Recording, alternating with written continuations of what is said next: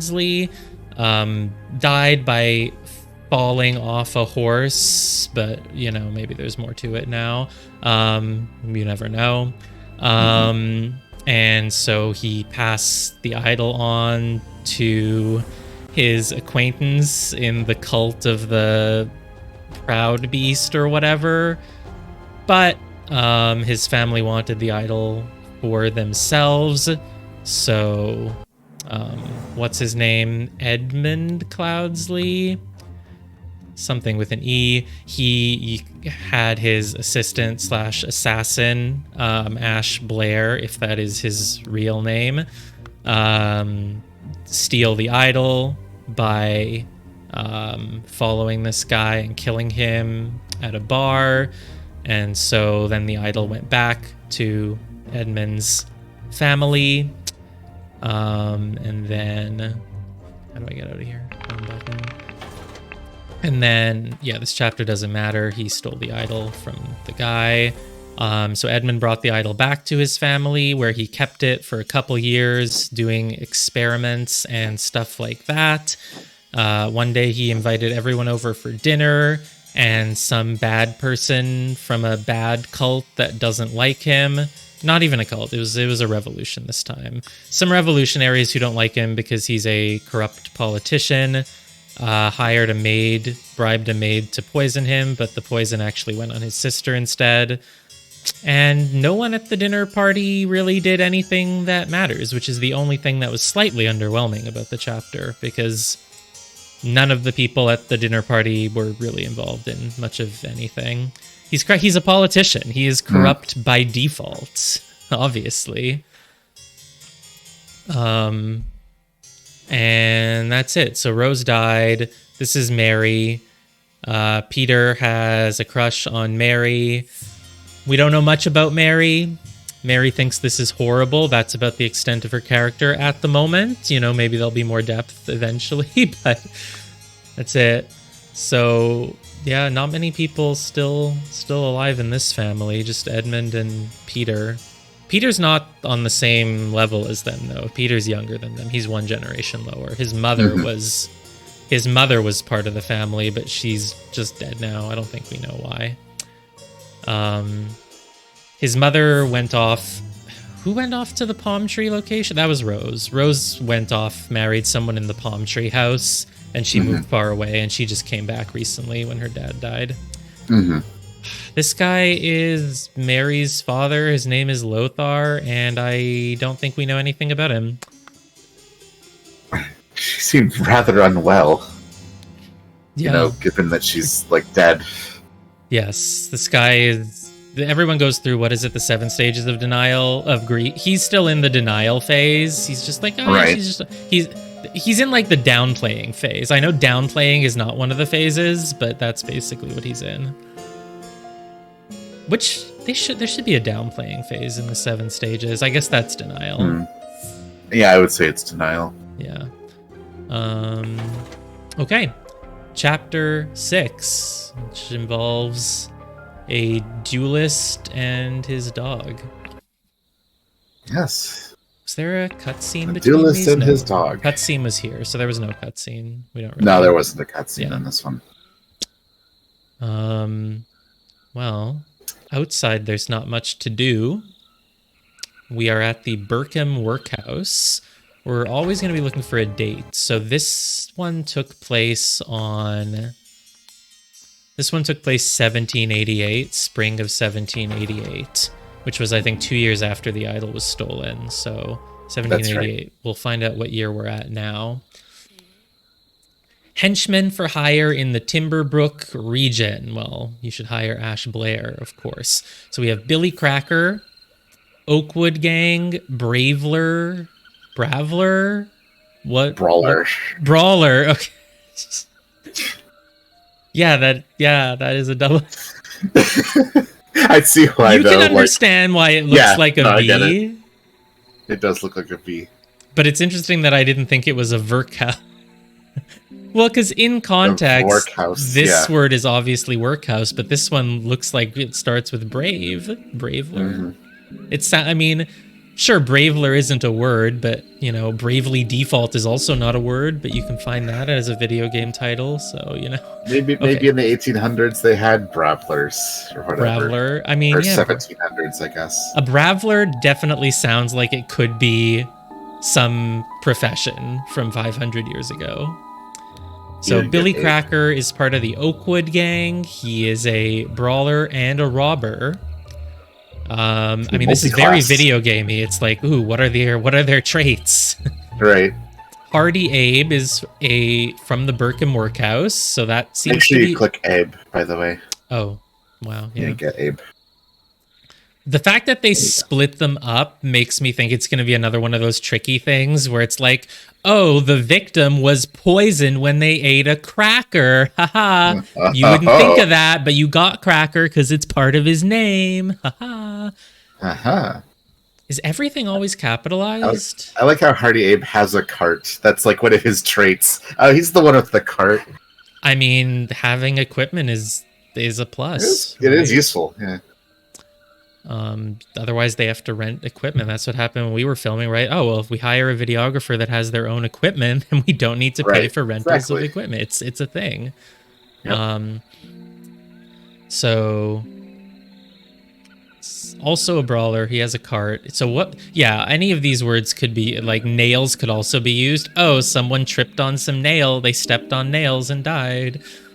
That's obviously why these are here. Just like the Monkey Man Dark Hand thing.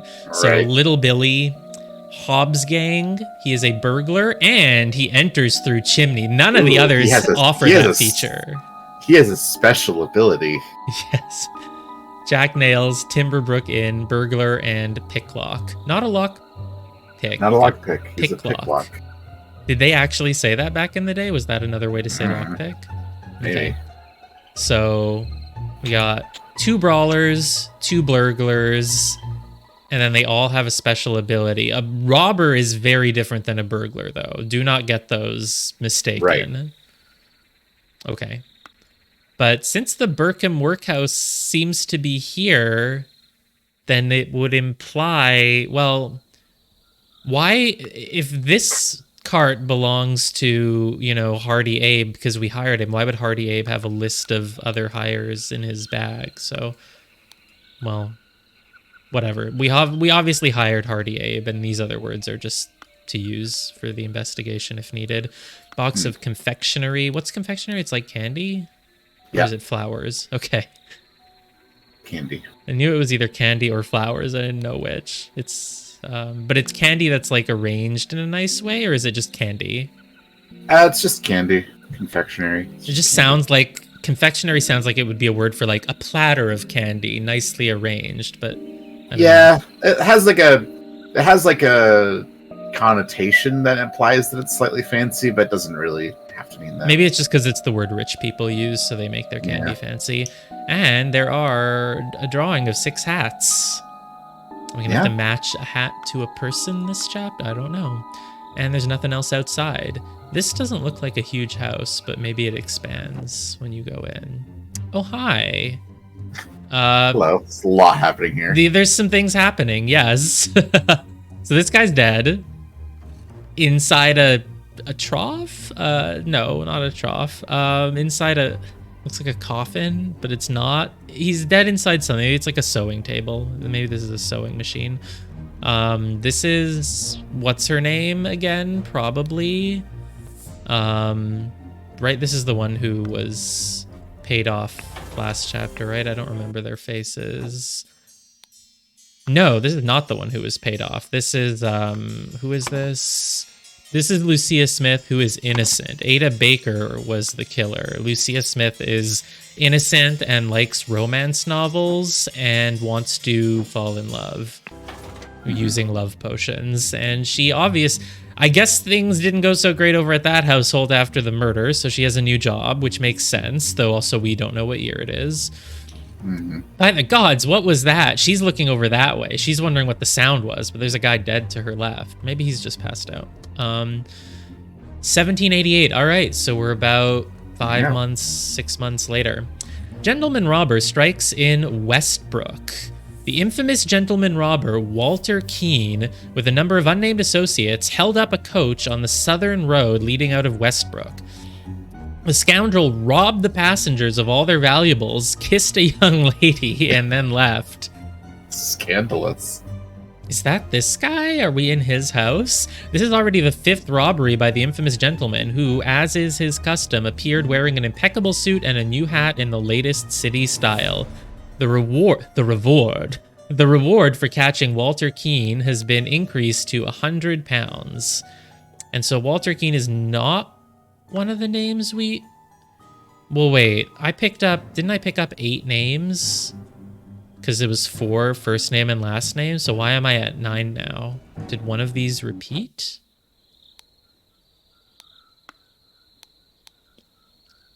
Billy, Cracker. Oh, Billy repeated. Okay, there's 2 Billies, but we had no Walter Keene. Okay.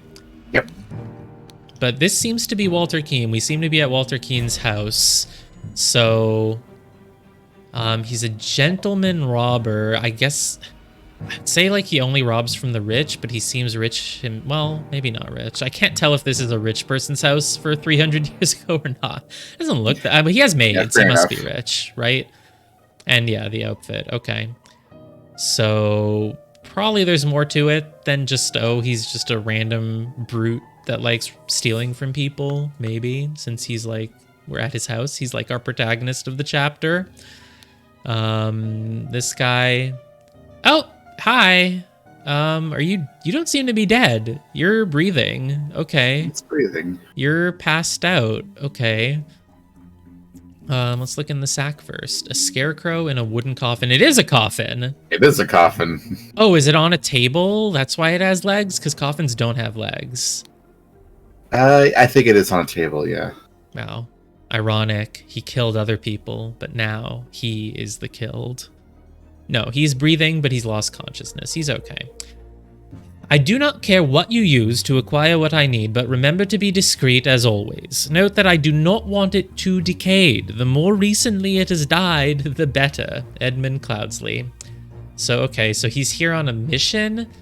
He could be here on a mission, but in that case, it's a very big coincidence that the maid from Edmund Cloudsley's house is also here. So we'll see what's going on with that. And Edmund wants something. He doesn't want it decayed. It must have died recently. So an animal? I mean, obviously something living and not a person. You would only use it to refer to a creature that is not a human. One of the old workhouse geezers croaked yesterday. I will arrange for a cart to move the corpse if you send me directions. And be quick before they bury him. I do not want to dig up that stiff.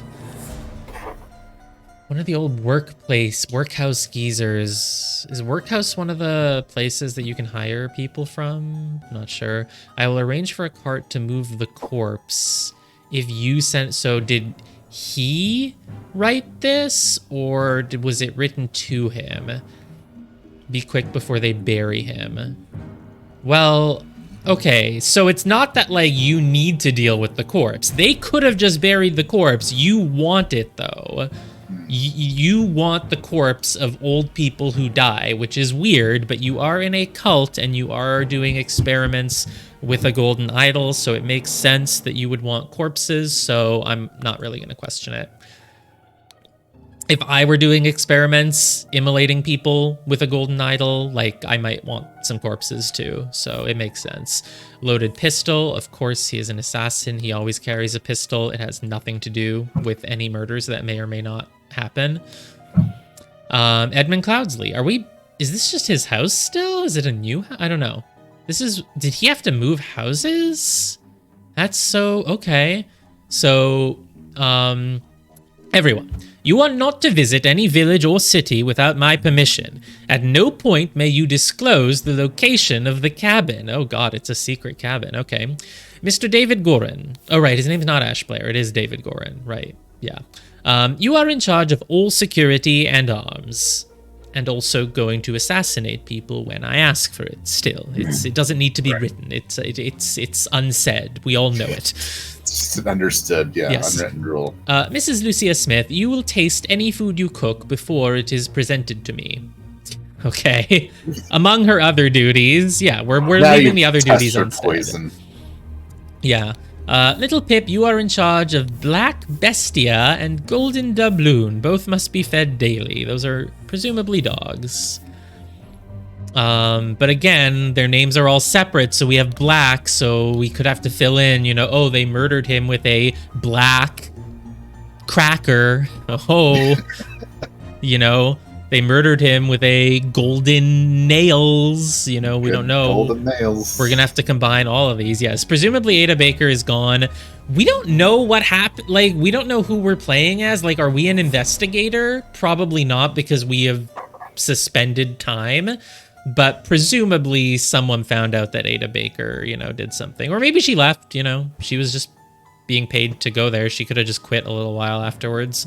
Go take some other job somewhere else. Maybe that makes more sense. I mean, she's on the cover of the game. She's going to show back up. So she's obviously like a serial assassin for hire. Okay. So, yeah, for whatever reason, Edmund's off living in a cabin now. Maybe he's scared that there will be more threats on his life, so he's in hiding. Oh, that's Little Pip. Did not recognize them down there. Go, Coin, go! Okay, so this is the dog whose name is Golden Doubloon, who we have nicknamed Coin. Coin says, it's about as much depth as Mary had in the previous chapter. If the dog could be speaking, I'm sure he'd be saying, "This is horrible. This is horrible." Yeah. It's basically what he's saying, clearly. And this is, what's his name? Walter Keene.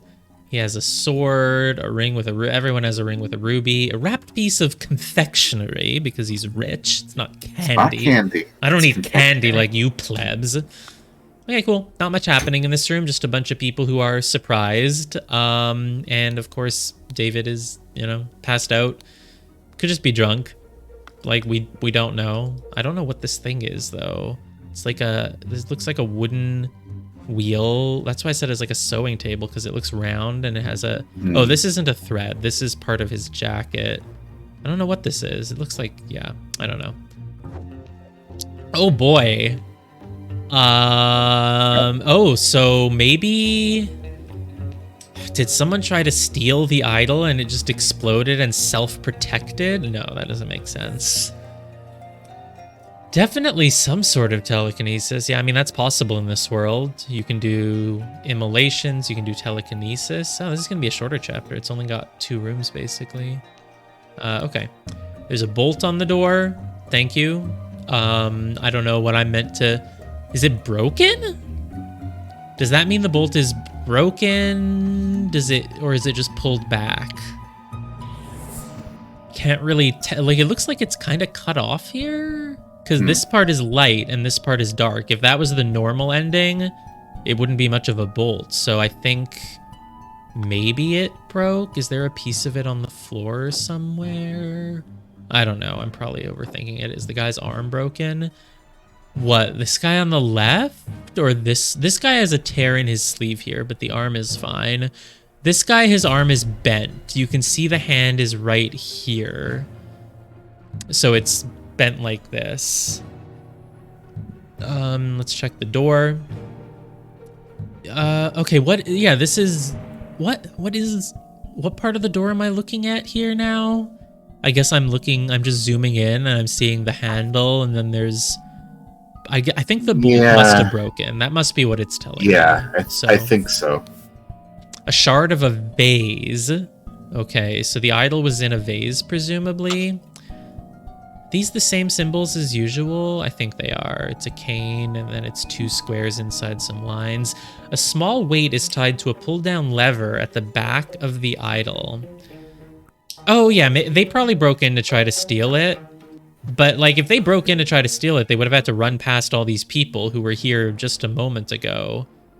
But I guess Walter Keene is the one trying to do the stealing? I'm not sure. Yeah, Walter Keene might have hired... probably hired Hardy Abe, but probably also hired one more person. You obviously didn't need to enter through the chimney, so I'm sure you didn't hire little Billy, but we don't know. Maybe you hired older Billy or Jack Nails. It's probably what's happening. I don't know. Let me just check that the idol is still the same symbols as always. Where's the idol here at the start? Oh, can't find it. I can't look at it in this one. But we can look at it in this one. They're different. Okay. So this is the immolation spell. Cane Circle Hook. It's really like a video game. You can hire people with different traits. You have magic spells. You have to know the right glyphs to use them. Yep. Know the right code. Can we see the idol here? Is it in someone's pocket? I don't know. It doesn't really matter. The symbols have changed. That's all that matters. I don't care enough to look for the rest. And it's a weight is tied down. So they basically rigged the idol to go off on its own and cast the, psychic wave spell. And they rigged it somehow so that when someone touches it, the weight will fall down and trigger the idol. So that's cool. Good thinking, Edmund. This is an apple and a pepper. Nope, it's an apple and a green apple. I don't know. It looks like a pepper to me. Looks like a green pepper. A rotten apple and a green apple. The rotten one is red, of course. Oh, hi! Edmund, did you... Oh, right, he wears a wig, so he's taken the wig off.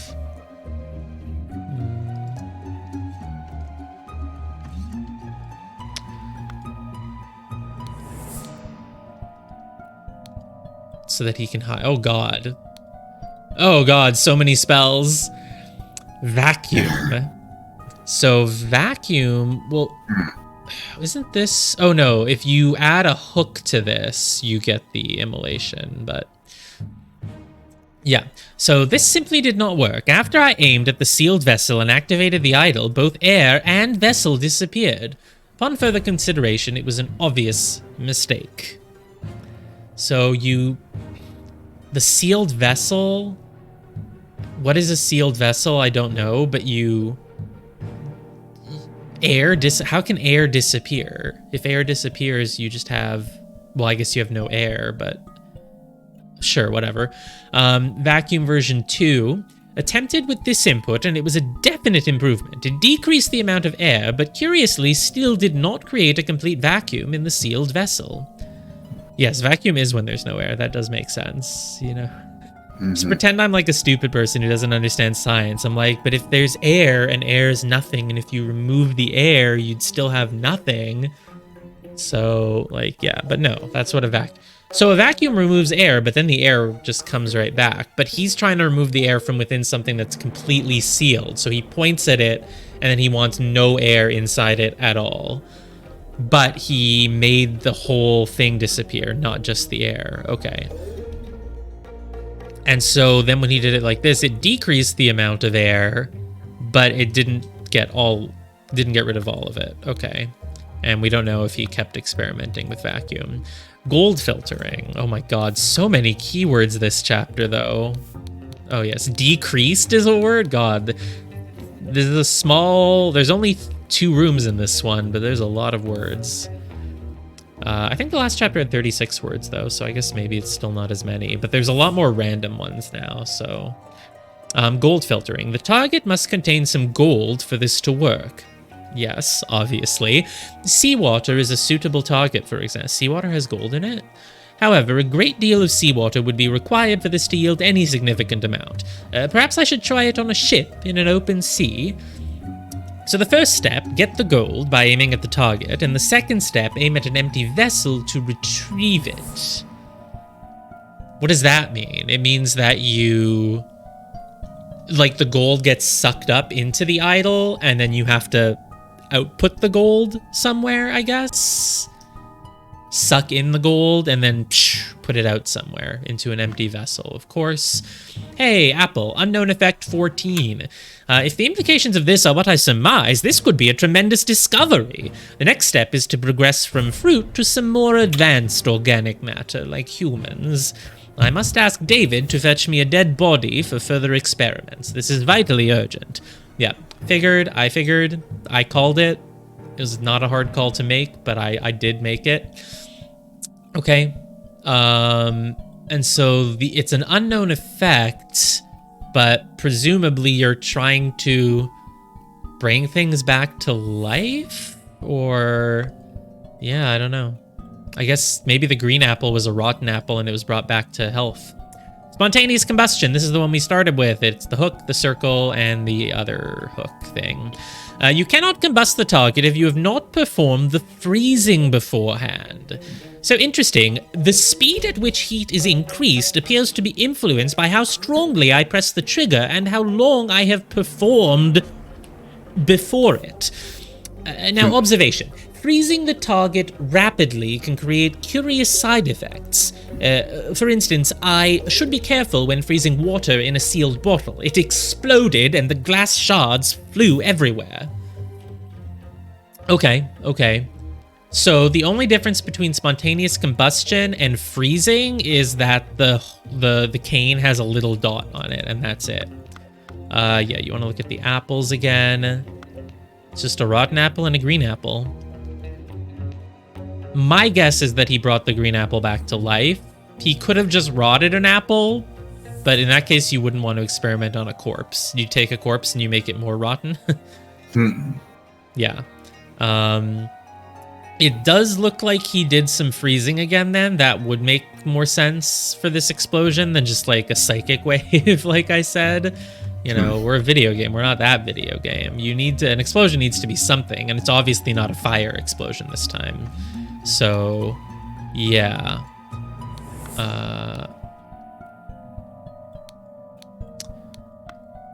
So, freezing the target, explodes things, flies everywhere. So yeah, he must have triggered it to freeze when the weight drops. Safety notice. Upon pulling the trigger, if the glyph input is meaningful, the idol will perform the intended action on the target it can see. If its eye is red, it is ready for cane input, and it will turn blue afterwards. If the eye is blue, you can only perform dot cane input, and it will turn red afterwards. Does that mean you always have to alternate? Do they always start... Yeah, vacuum always starts with dot cane. And then, see, the gold filtering also is alternates. You use dot cane to get the gold, and then normal cane to output it. Restoration is normal cane. Combustion is normal cane. And it looks like the first one you do is usually the dot. You do the dot first and then the empty one. And it's the same with the combustion. Or no, it's the opposite. Okay. Oh, no, it is the same. Yeah, you freeze first, then you combust. Sure. Don't really know why. I don't know if there's any correlation there, but sure. Freezing and spontaneous combustion are, of course, very similar. That makes sense. So if it's red, and it will turn... Yeah, I guess maybe you just always have to alternate, because you can't turn it back to red without doing a blue. That's interesting. Yeah, I mean, the gold thing is a free reset. It's just like, oh, I just aim and get some gold. There was no gold there. That's fine. Now I've changed colors. Oh, I've outputted all the gold I had. Well, there was no gold, but great, I've changed color. So it's pretty easy to change the color, I guess. Okay.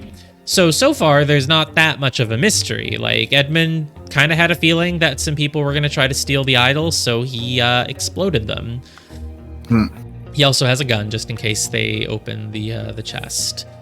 All right, next let's look at this guy's arm. Oh boy, he's got 2 nails on his hand, which means that he's Nails then, right? So we know that the 2 people we hired were Hardy Abe and Jack Nails. Of course, we don't know that Jack Nails has a nail tattoo on his hand. He might not. Like, Billy Cracker could just really like nails and put a nail on his hand, but there's video game logic, so... Oh, you're not saying anything. I mean, that makes sense. You did just get exploded. And you're holding a club. Yeah. Okay, sure. I finally have the location of my target. Meet us on November 10th, Friday, in the Timberbrook Inn and bring all your tools. You get your share, as we agreed. WK. So obviously, yeah, little Pip could have a real name, and we'll have to figure out at some point that, oh my god, Little Pip is the same as this name. That would be a good twist. So I finally have the location of my target, blah, blah, blah. So Walter Keane wants to steal the idol here, and so he hired these two to help him with it, obviously. He has a saw, he's got a loaded pistol, and we're at 34 out of 34. We can just... Yeah, this does seem like a short episode. I mean, I feel like I already know what's happened, so let's... This is a shorter one than the last episode, yeah. Yeah, exactly. I was like, man, if they're all... I figured the lengths would stay consistent at this point, so I was like, oh, they're all going to be that long. But no, you can have some short ones. So that means that we have Hardy Abe and Jack Nails, probably. I mean, we have 34 to 34, and I feel like I know what happened. They came in, they tried to steal the thing, and they, you know, they got exploded because he rigged it to freeze. So let's fill in some names. Sure, Lucia Smith is here. Little Pip is here. We already have the word little, of course. David Gorin, he's passed out. Maybe there'll be more to it. I don't know. We still don't know why David Gorin's passed out, but I mean, if he was at the front of the house, the robbers might have just knocked him out and then ran past the other people, because the other people is a woman and a kid, right? So they would just run past, steal the thing. This is Golden Doubloon. We don't know where the other dog is. Black Bestia. So this is Walter Keane, of course.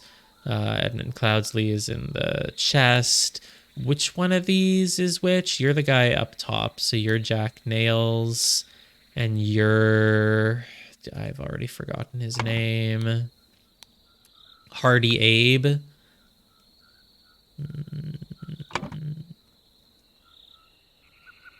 Hardy Abe. I was like, oh my god, do I have the word Hardy? Yes, I do. It's like, maybe I'll have to find his last name. Abe what? Right. So this is interesting. I have to... So this one is for freezing, so it's probably water, heat. These are the ones for combustion and freezing. I think this is the one for air. Maybe, I'm not sure. I'll double check. So if that's heat, that's water.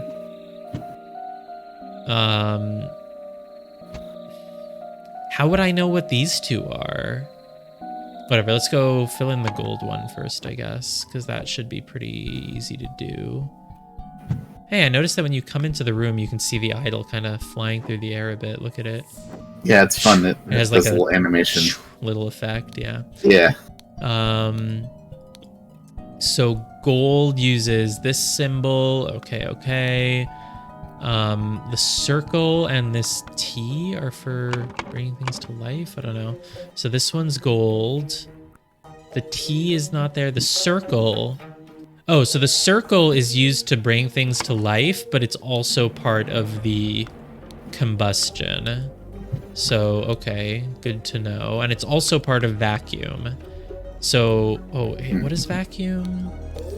Vacuum is the cane, which is the one for cold, I guess? Sure, that would make sense, I guess. I mean, removing the air from something does make it cold, or does it make it hot? Probably makes it cold. Yeah.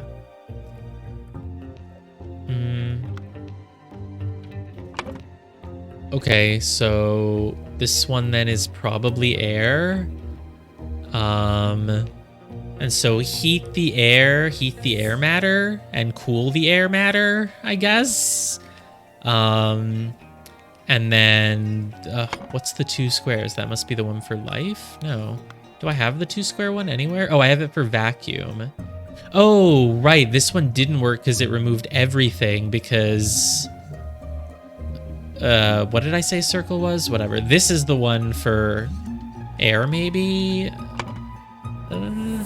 Yeah, maybe this is the one for air then. Because the first one removed everything. If it removed everything, though, what does that mean? Is that corpse? No. If you remove something, it's like you made it a corpse? Okay, Oh, maybe it's all increase. Yeah, that makes sense. It's not heat and water for those. It's increase and decrease. That's what they have in common. This one, when it takes the gold, it's decreasing the amount of gold from an area. And then when you do this, it increases the amount of gold where you aim. And it does the same with decreasing the cold and increasing the heat, increasing and decreasing the temperature, and then also the air. So this one decreases everything. It got rid of everything, whereas this one decreases just the air now. So the double squares must be air then still. Yeah. This increases and decreases gold. And then... Oh, and to do the combustion... There we go. You've now increased and you increase or decrease the gold in the area, the air in the area, the heat in the area. And what's this one then? Like, I think the last one would be the one that's wrong, right? Because if I just do this, if I just put whatever, 2 or fewer slots are incorrect still, yeah. I think...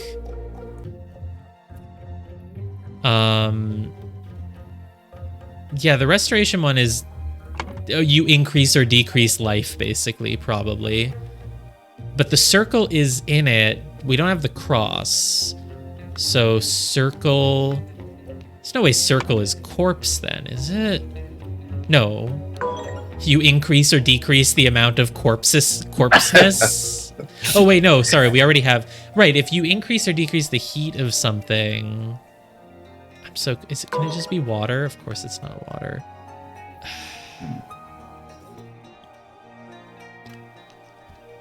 This hook is only used in the... I know, we don't like trial and error. Fine. It's your job to be on my case and smack me when I do trial and error.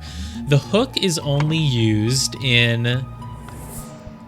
That hook is only used in the combustion and the freezing, so it must be related to the temperature. We increase... The circle, though, is not... Maybe the circle is not the one for the temperature, though, because it's also used in the life one. So maybe this is the one for heat, and this is the one for matter. Yeah, that makes sense. There you go. Matter is still kind of like a catch-all here. Like, oh, it's matter. Like, anything could be matter, right? Like, yes, you're always fucking with matter, no matter what you do. So, you know. But, yeah, so... So basically, you're increasing and decreasing the heat matter, the matter heat. Sure. And when you do the life one, you're increasing or decreasing the life of the matter.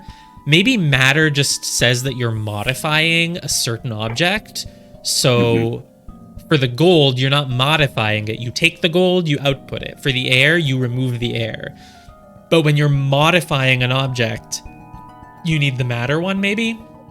Because you're changing the matter of the object itself. So that makes sense. And you're increasing or decreasing the object's heat or its life force.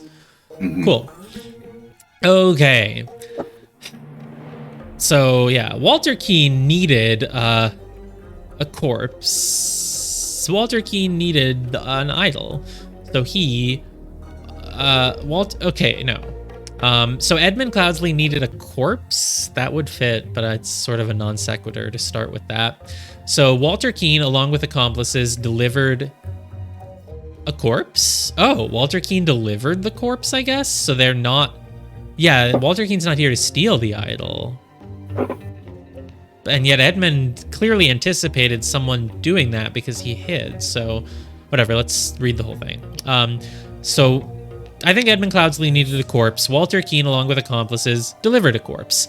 Upon entering... This is very redacted. Upon entering, someone suddenly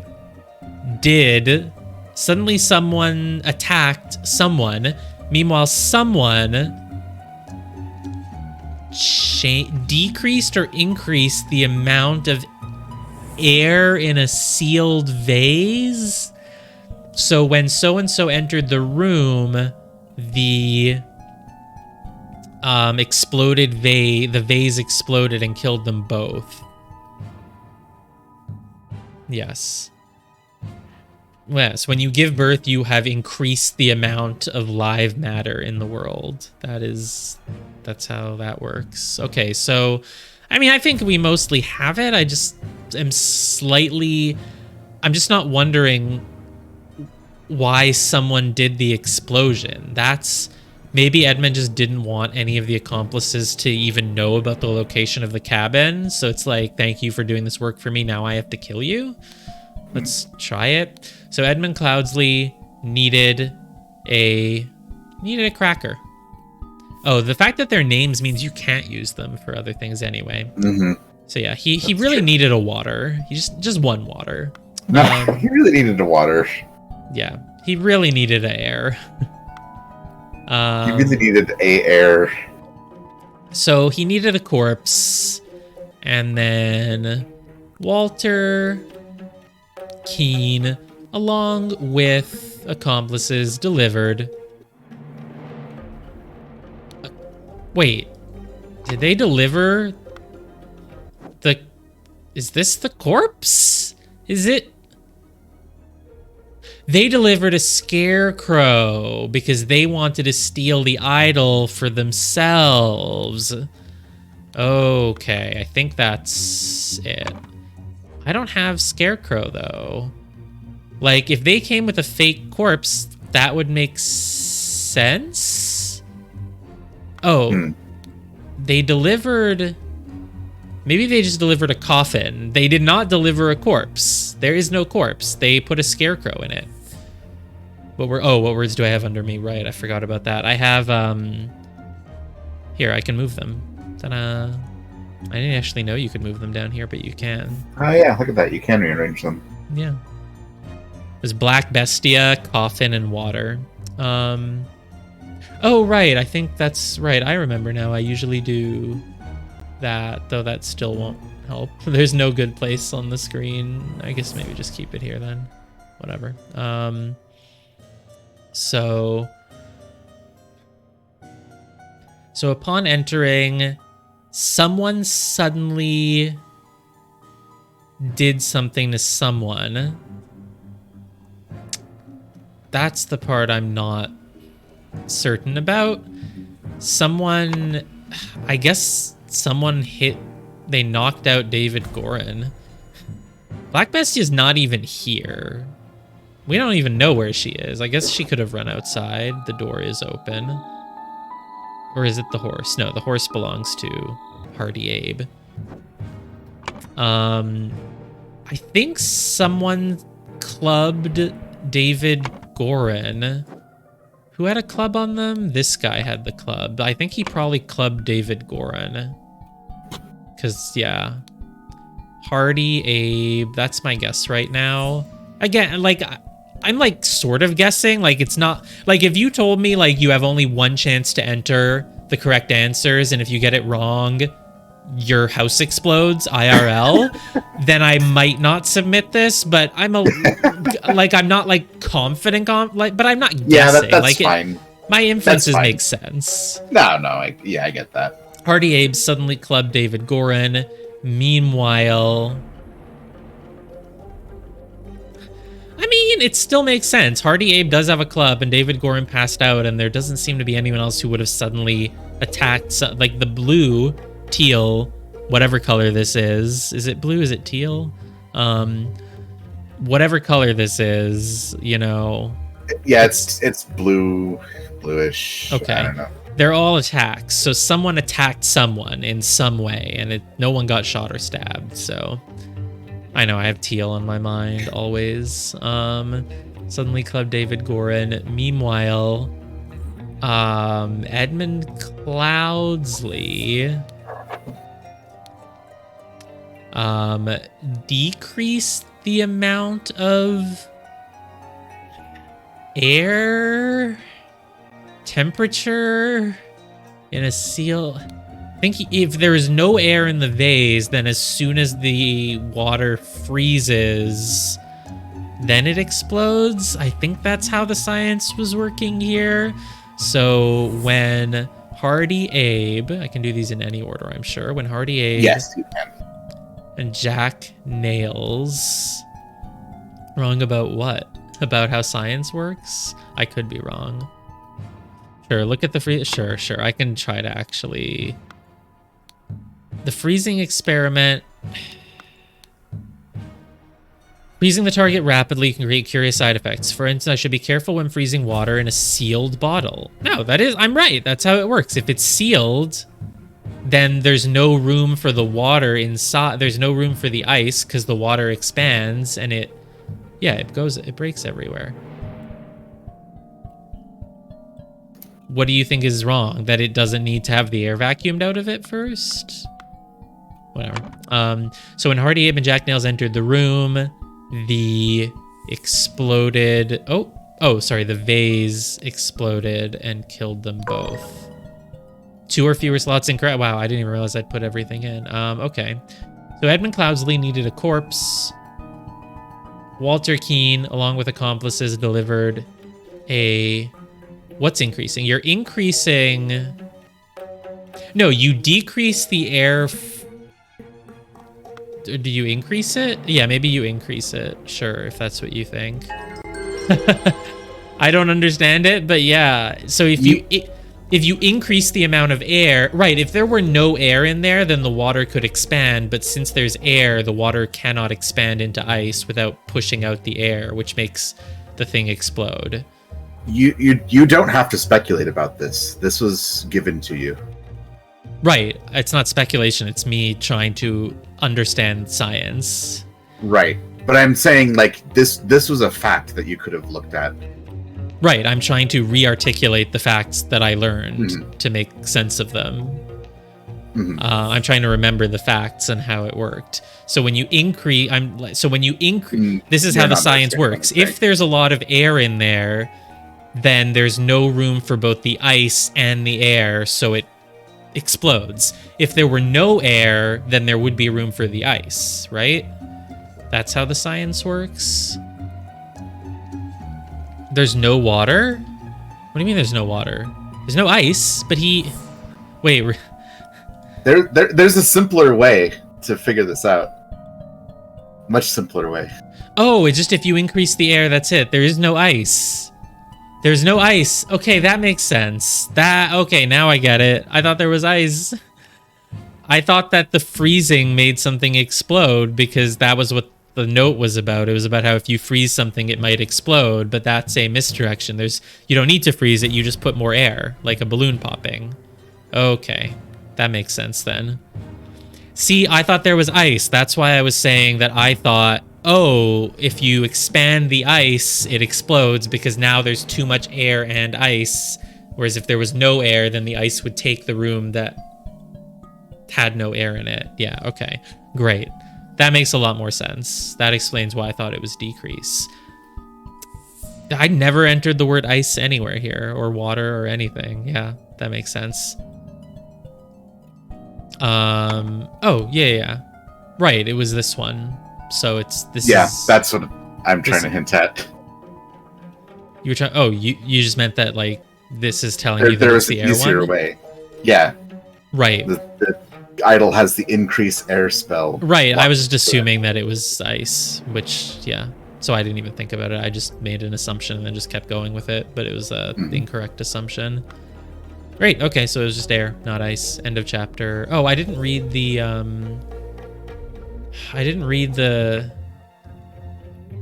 Oh, there should be a way to see it. There should be. Is it this? No. Is it? I don't know if there's a way to see it. No, I know there is because I did this once. Maybe if I go back here, maybe I just fill it in again. So like. No, go back to home, I think, and there's a place to see it. Oh, that would make sense. Yeah. To gain entrance to Edmund Cloudsley's secret forest cabin, gentleman robber Walter Keane pretended to deliver a corpse to Edmund for his experiments. On entering the cabin, the robbers ambushed the servants and Edmund locked himself in his study. Okay, so he did have time to do that. Okay. While the robbers were sawing through the lock... Oh, that's why the bolt was broken. It wasn't in the explosion. They sawed through it. Sure. Edmund prepared a trap with the idol that killed 2 of the intruders. Yeah, this was a short chapter. Yep. That makes me feel better about my playtime. It's like, okay, cool. If I spent 3 hours on this one, at least that was, probably a significant chunk. Well, though I still have, this is only there's 12 chapters, right? Or 11 in an epilogue, I think you said. So, 11 in an epilogue, yeah. Ash Blair, David Gorham went to the hospital. Then, Sir Coroner, the bandits accidentally set off my master's laboratory chemical ingredients. What happened afterwards? I managed to fend the rest of them off, but my master, Lord Edmund Cloudsley, got caught in the blast, which severely disfigured him, and soon afterwards he died. Wow, he just died off screen. Bless his soul. And this was a... Right, that's his body, I guess, being carted off. So yeah, this is a coroner, so I guess the coroner is the one who you have to explain the death to in this day and age. I like how this is the same graphic as when he's sitting at the bar.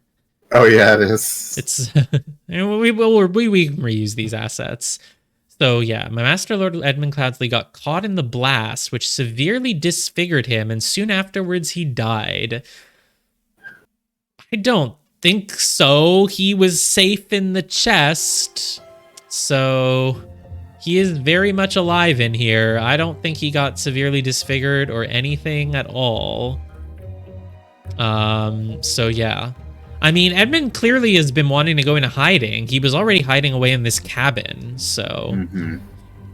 Yeah, David Gorin is surprisingly irrelevant. Like, in the previous episode, he literally just wasn't home. He didn't do anything, and this one, he got knocked out. What kind of all-purpose assassin of all trades are you that you just I know, I thought this guy was supposed to be like a master assassin. What the fuck is this? You're in charge of security and arms, and yet you were not secure and you got hit by an arm.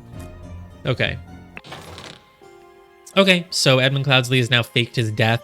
I think Edmund is like, he's just really into the idol now. He's gotten basically consumed by it, so that's why he's like off hiding in a cabin. He probably doesn't care about his political career anymore. Like, he just wants to... Like, he literally just wants to figure out what's going on with this idol, I guess. Okay. Oh boy. We've got some weird plague doctor... Not plague doctor. I don't know what they are. They're kind of doctors. They have robes on. There's gonna be all sorts of new characters. This guy's on the cover, I'm pretty sure. And yeah, a lot of new people here. Chapter 3, The Ascent. So we were still 1788 before. Is it aliens? No, those are just masks. The Ascent, the strange practices of a secretive society. Maybe we're gonna go look over at the Proud Beast cult now, but we start just outside. This is a bush. Oh my god! It is not just a bush. It's like, let's just start with the simplest one. It's just a bush. Okay. Easiest voice acting of all time. Got symbols on his back, a hand and an eye. Yeah, I figured. Very sharp nails on that hand.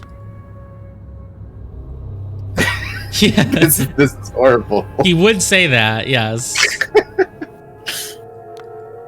Are we ever gonna see Mary and her father again? We gotta see Peter again. A loaded pistol. I mean, he had a lot of supplies on him, apparently. David. David has now apparently been employed by Walter Keane? According to that, I don't know. David, the gathering... what's Walter Keane's voice? I don't think we spoke. Whatever. David, the gathering will be on March 14th. To follow our plan, we should be there at least 2 hours before midnight. The target will arrive in full costume, grab rope and weapons. Yeah, that would make So David just goes to the highest bidder and maybe Walter Keane, like, paid him more? Why would David go with Walter Keane? I don't know. But yeah. Edmund could be dead. Or he could have faked his death. I guess maybe I was overthinking. Maybe he's just dead. Well, no, I'm not over that. Like, obviously it didn't happen the way he said, so we don't know if it's a fake death or not. Like, maybe David is going to double-cross Walter Keane, too. The gathering is on March 14th. Conspiracies. We should be there at least 2 hours before midnight. The target will arrive in full costume. Grab rope and weapons. This is not David, though. I'm pretty sure that's not what David's face looks like under any circumstances. This is his bag. To David Gorin for reliable service from Edmund Cloudsley. Is this a new pocket watch? I don't think we've seen... There's so many pocket watches, but So every time I see one, I'm like, oh, it's the same pocket watch. We can follow its journey. Like, no, I think there are just multiple pocket watches in the world. Hard to believe. Yep, there are multiple pocket watches in the world. A coil of rope, a shabby formal coat, and a dagger. So this is David Gorin's bag, but there's also someone else's bag here. And hey, it's the hats. I was about to say, is this the same hat? And I guess it is. Why does this guy have 6 hat pictures anyway, though? That's so weird. So this is Hardy Abe's hat? Was his hat anywhere in the previous episode? I didn't see a hat. Was he wearing it? Was it blown off? Was it on the floor? Oh, no, they are. They're all wearing hats, but I can't really tell if they're like... This one has like a flower and a feather in it. It's a top hat with a flower and a feather. It's this one. So this is Walter Keane's hat. And is that the same one we just saw again? I think it is. Okay, so this is Walter... the feather would be gone, but I mean, a feather could easily fall out of a hat. It doesn't mean it's not the same hat. So yeah, I don't know. Walter Keane came here with David, and they tied up this guy, and then they left their bags over in a bush because they couldn't carry their bags with them as they went into the thing, I guess. Yeah, I mean, maybe David was... I mean, if David was already paid off by Walter Keane last time, then he shouldn't have hit him with a club. So maybe he only hired him afterwards. I don't know. We'll see what's going on. There's footprints and drag marks, probably, like, because you dragged the body here. You killed it elsewhere. You dragged it here. These footprints have no drag marks. So after you... I mean, it looks like after you left the body here, you came out of the bushes this way, but you split up in 2 directions. So the footprints are different. Here you have pointy shoe person and round shoe person. Here, so round shoe person went off this way, and then pointy shoe went off this way, and then the footprints just kind of stop. So I don't know what's up with that. But okay, you were obviously both trying to infiltrate this place to go to the gathering of the cult. And you wanted to take this guy's costume, but you need 2 costumes to enter. So maybe one of them went in and the other didn't. Now, who has pointy shoes and who has rounded shoes? I'm going to guess pointy shoes is this guy. And that seems correct. They do seem pointy here, and these do seem round. And obviously it makes sense. He's the one who dresses up in a rich outfit, so pointy shoes, of course. Yeah, we have fully entered our cult phase. Our cult era. Looks like it. Okay. Proud Beasts. Brothers wear masks. This clue has been added to the thinking panel. We have Dark Hands, Proud Beasts, and Water Snakes. Oh boy, there's a third. So we already knew about the Dark Hands. They wear masks appropriate to their house. So Dark Hand and Proud Beast are all part of the cult. So is Water Snake. Now let's review what we know about these things. So,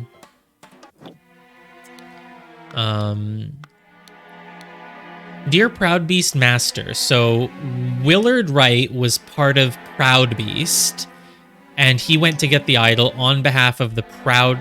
Oh, so he's a Proud Beast initiate, right? I always kept calling it the Proud Beast Initiative, but it's not an initiative. He's an initiate, which means he's a new member of House Proud Beast. Proud Beast wants to awaken the Griffin. Black Hand, I thought they were rebels. They're not rebels then. I guess I got them confused with the rebels.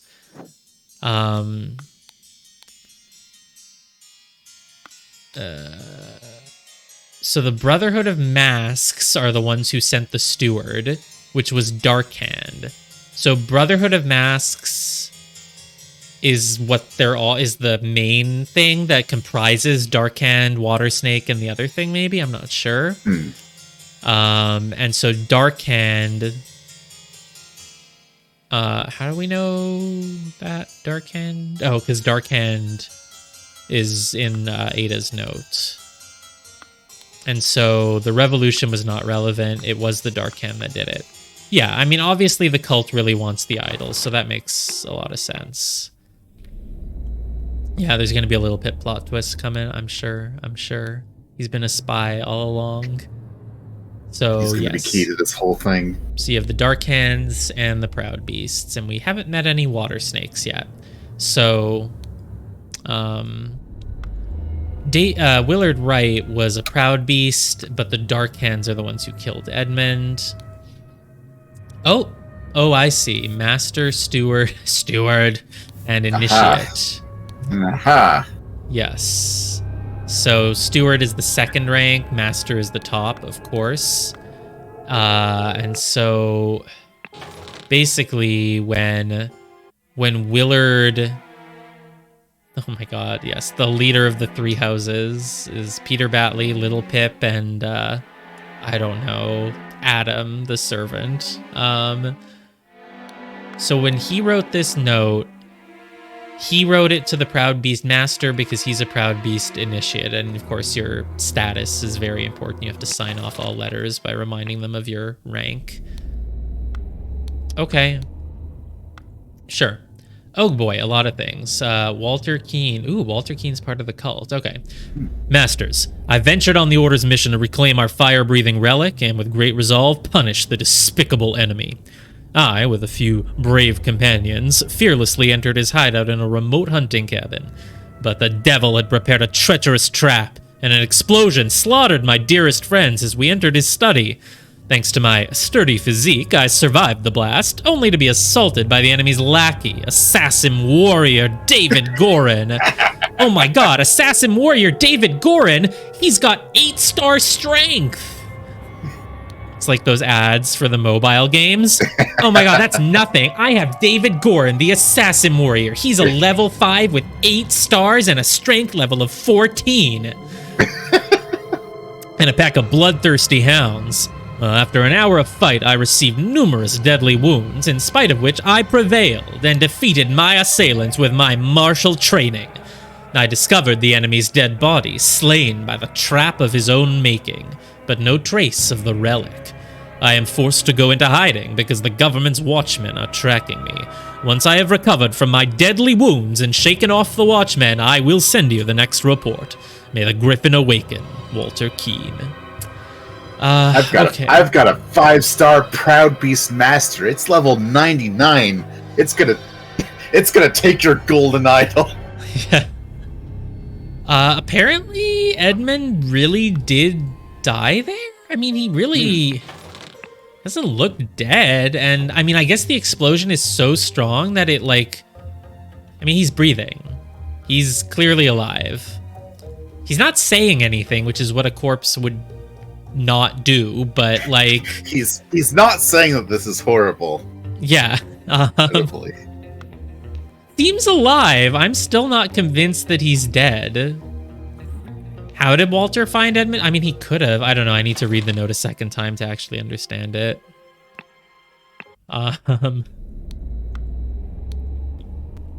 Okay, so Walter Keene.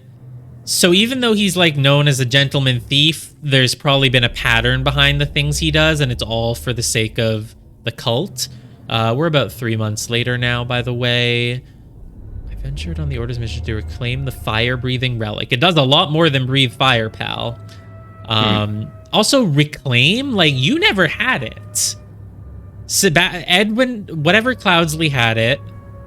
And then Sebastian Cloudsley had it and gave it to Willard Wright, who had it for a total of, like, 2 hours before David Blair stole it. So, But sure, it's your relic. Sure, I guess. I mean, Sebastian Cloudsley did leave it to you in his will, but now I'm really thinking he was coerced into writing that. So, I mean, maybe this initiative has had it before it was found on that island, right? Is he a Proud Beast? Yeah, he's saying may the Griffin awaken, so he is a Proud Beast. So yeah, you entered his hideout. The devil prepared a treacherous trap, and an explosion slaughtered my dearest friends, aka the two hired hands that I met 24 hours earlier. You survived the blast, only to be assaulted by the enemy's lackey, assassin warrior David Gorin, and a pack of bloodthirsty... So that is not true. David Gorin was clubbed immediately when they entered the building. So to say, oh, I survived, but then David got me, is sus. David could not have assaulted. I mean, maybe if he woke up, but he was clubbed. He was out. So I think there's all sorts of lies here, especially when you consider that Walter is working together with David Gorin right now. I don't think we can trust anything we see here. And I still do not think that we can say if Edmund Cloudsley is dead. So, yeah.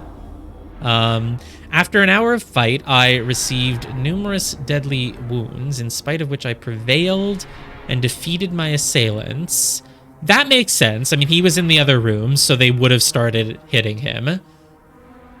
David Gorin was passed out, so only Lucia and Little Pip could have done anything, though, so it's... actually still kind of weird. I fought it off an old woman and her grandson. Yeah.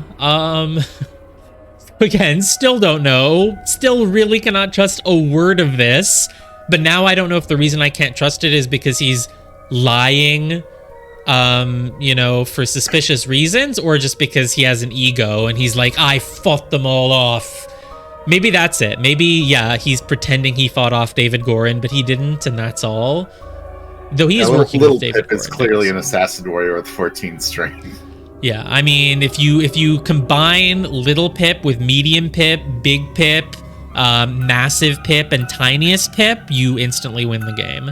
If you have them all in your hand at the same time. Right, exactly. So after an hour you have to assemble fight, the pieces of Pip Zodia. Yeah. So I discovered the enemy's dead body, slain by the trap of his own making.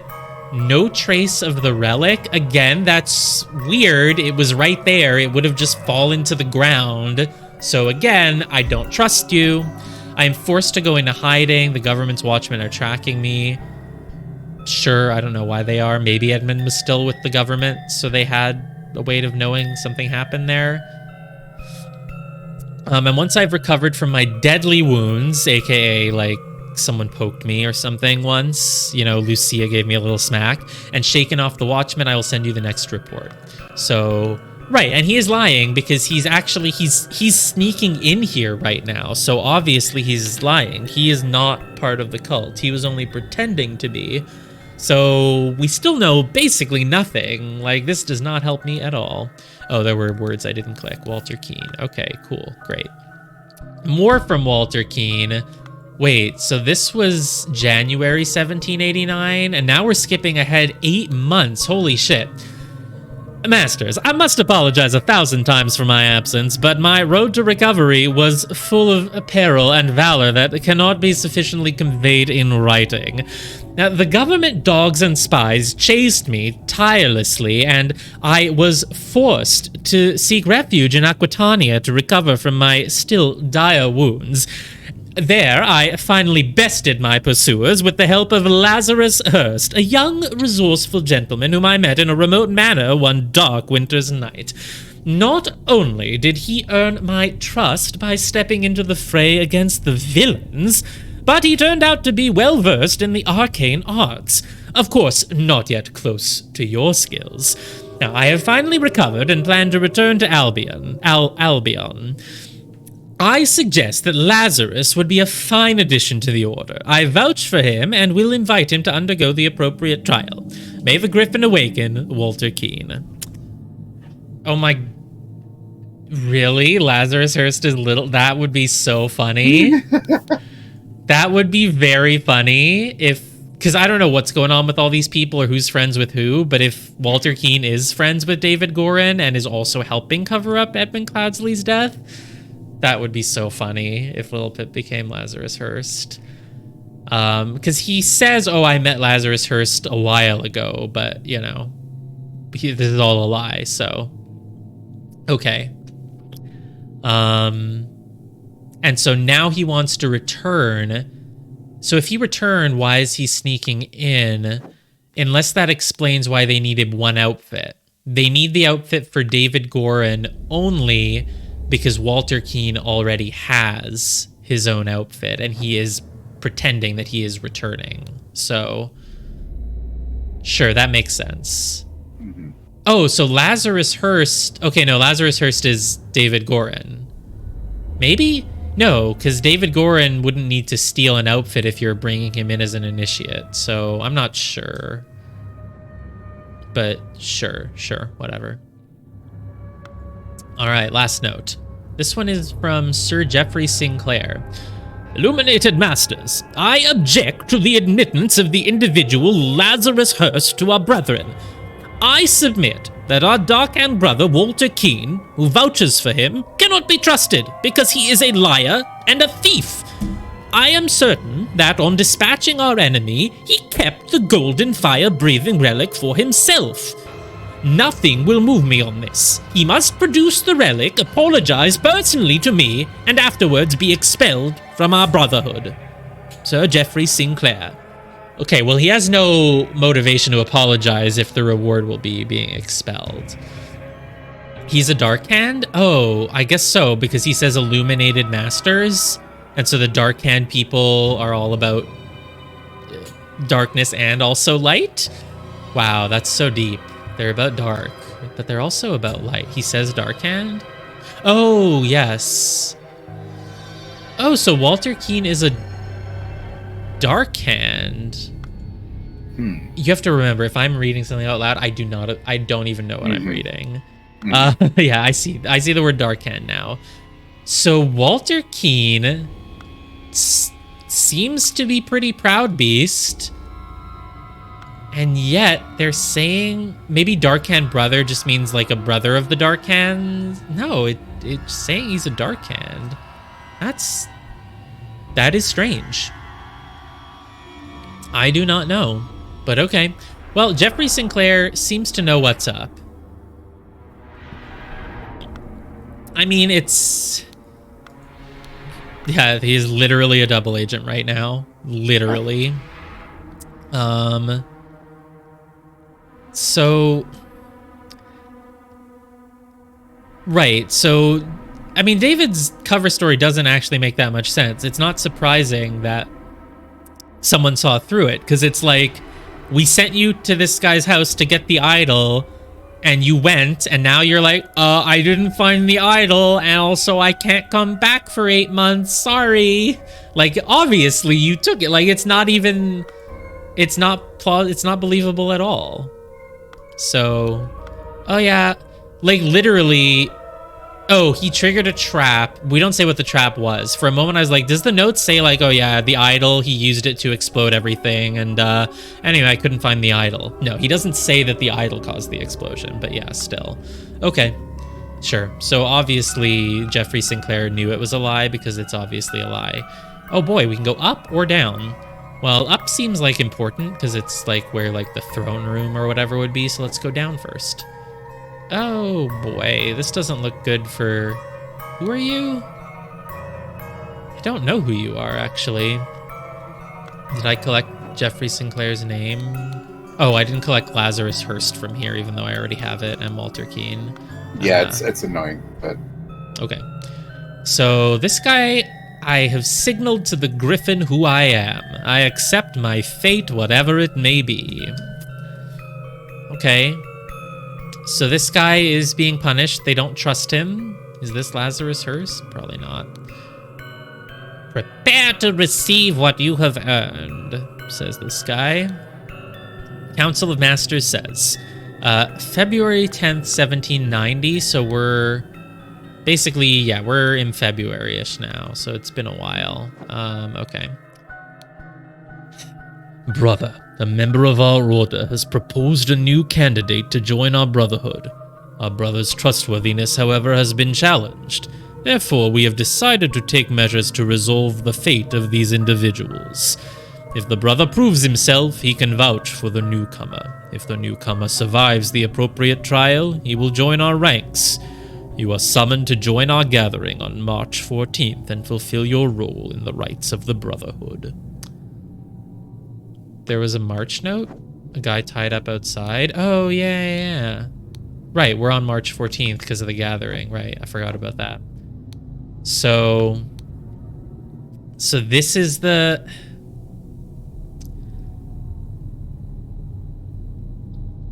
Is this Lazarus Hearst, then?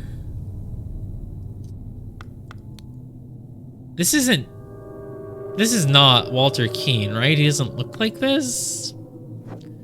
We didn't really see his face last time, but what does Walter Keane look like? Let me just make sure.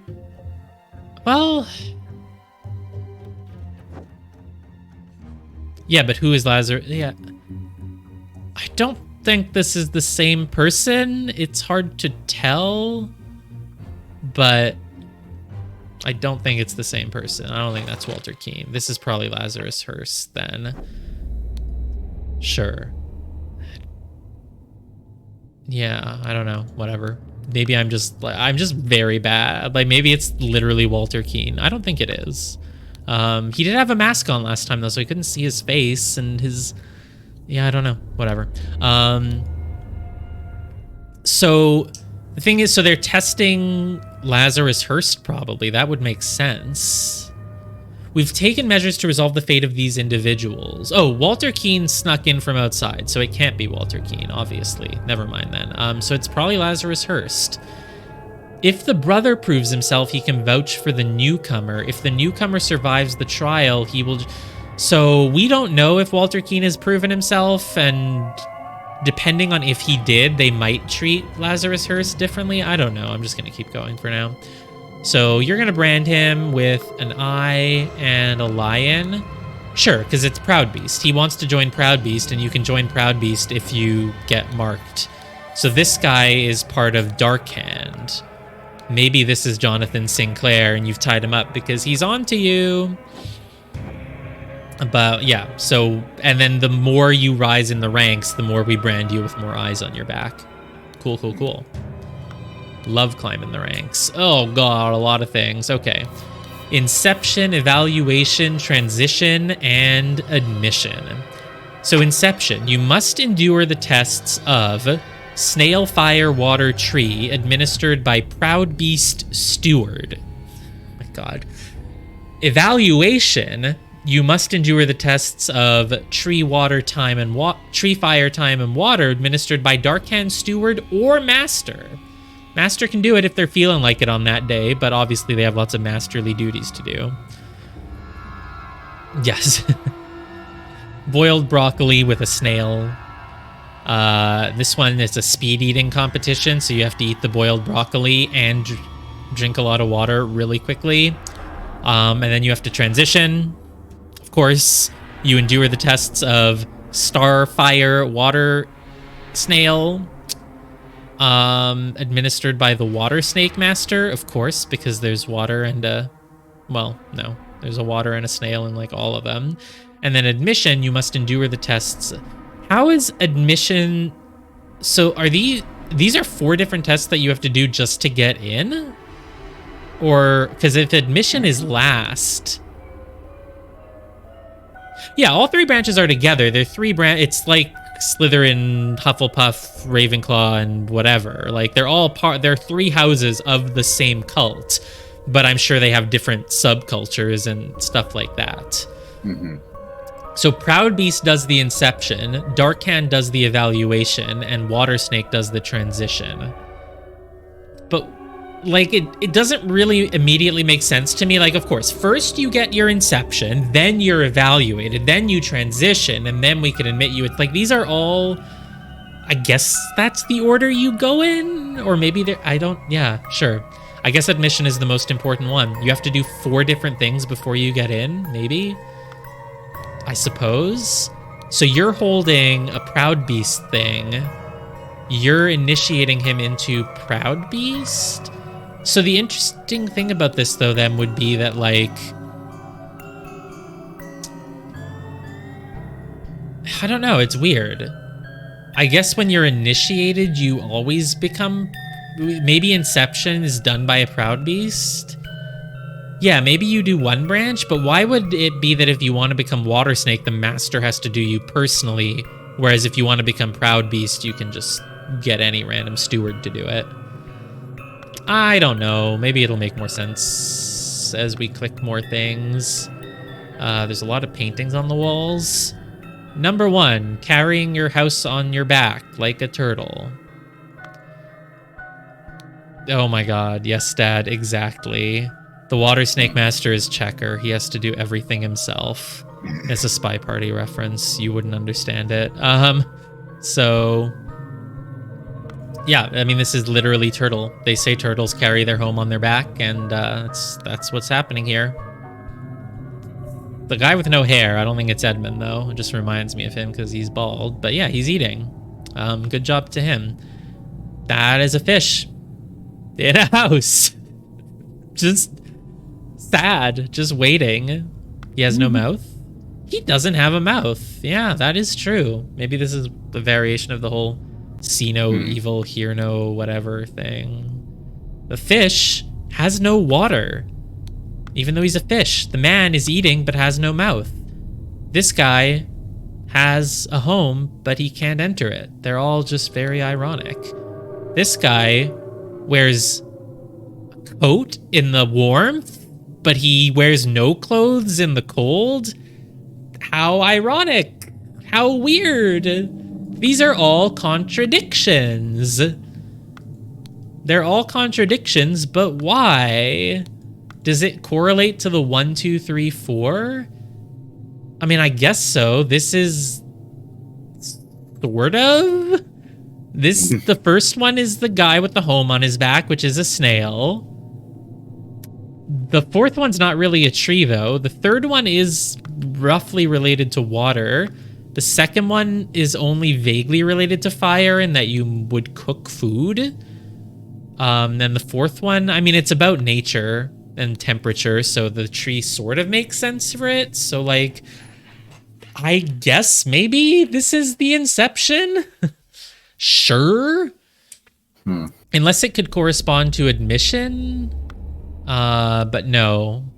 Because that one also would start with the snail thing, but I don't see why this one would be the hourglass. So... yeah, they might not be related. They don't really fit. I'm really forcing them to fit that first one. I don't know. I still don't know what's going on. Let's go up here. Hey, it's a lot of people, and it's the guy from the cover. Well, it's two guys from the cover. It's a mask from the cover. Right. Let's start up here. Oh, God. Okay. So... done when an accuser has challenged a defender. Challenge does not stay in all caps, though. Both drinkers must be barefoot. God, you've read it so much faster than me. I read 2 sentences. You've already understood the whole thing. The substance is added depending on the severity of the accusation, including deadly poison. So if it's really severe, we got to put some poison in there. Add substance to one of the cups. Defender chooses first. No, is it RNG? I guess neither of them know which one you put the substance in. It's not like a wine in front of me type thing where it's like, I know which one has the poison. Do you think that I chose the one with the poison to make you think that yours was the one with the poison, which would make you think that mine had the poison? You know, is it that kind of thing? Or add substance to one of the cups. Yeah, I guess they don't know.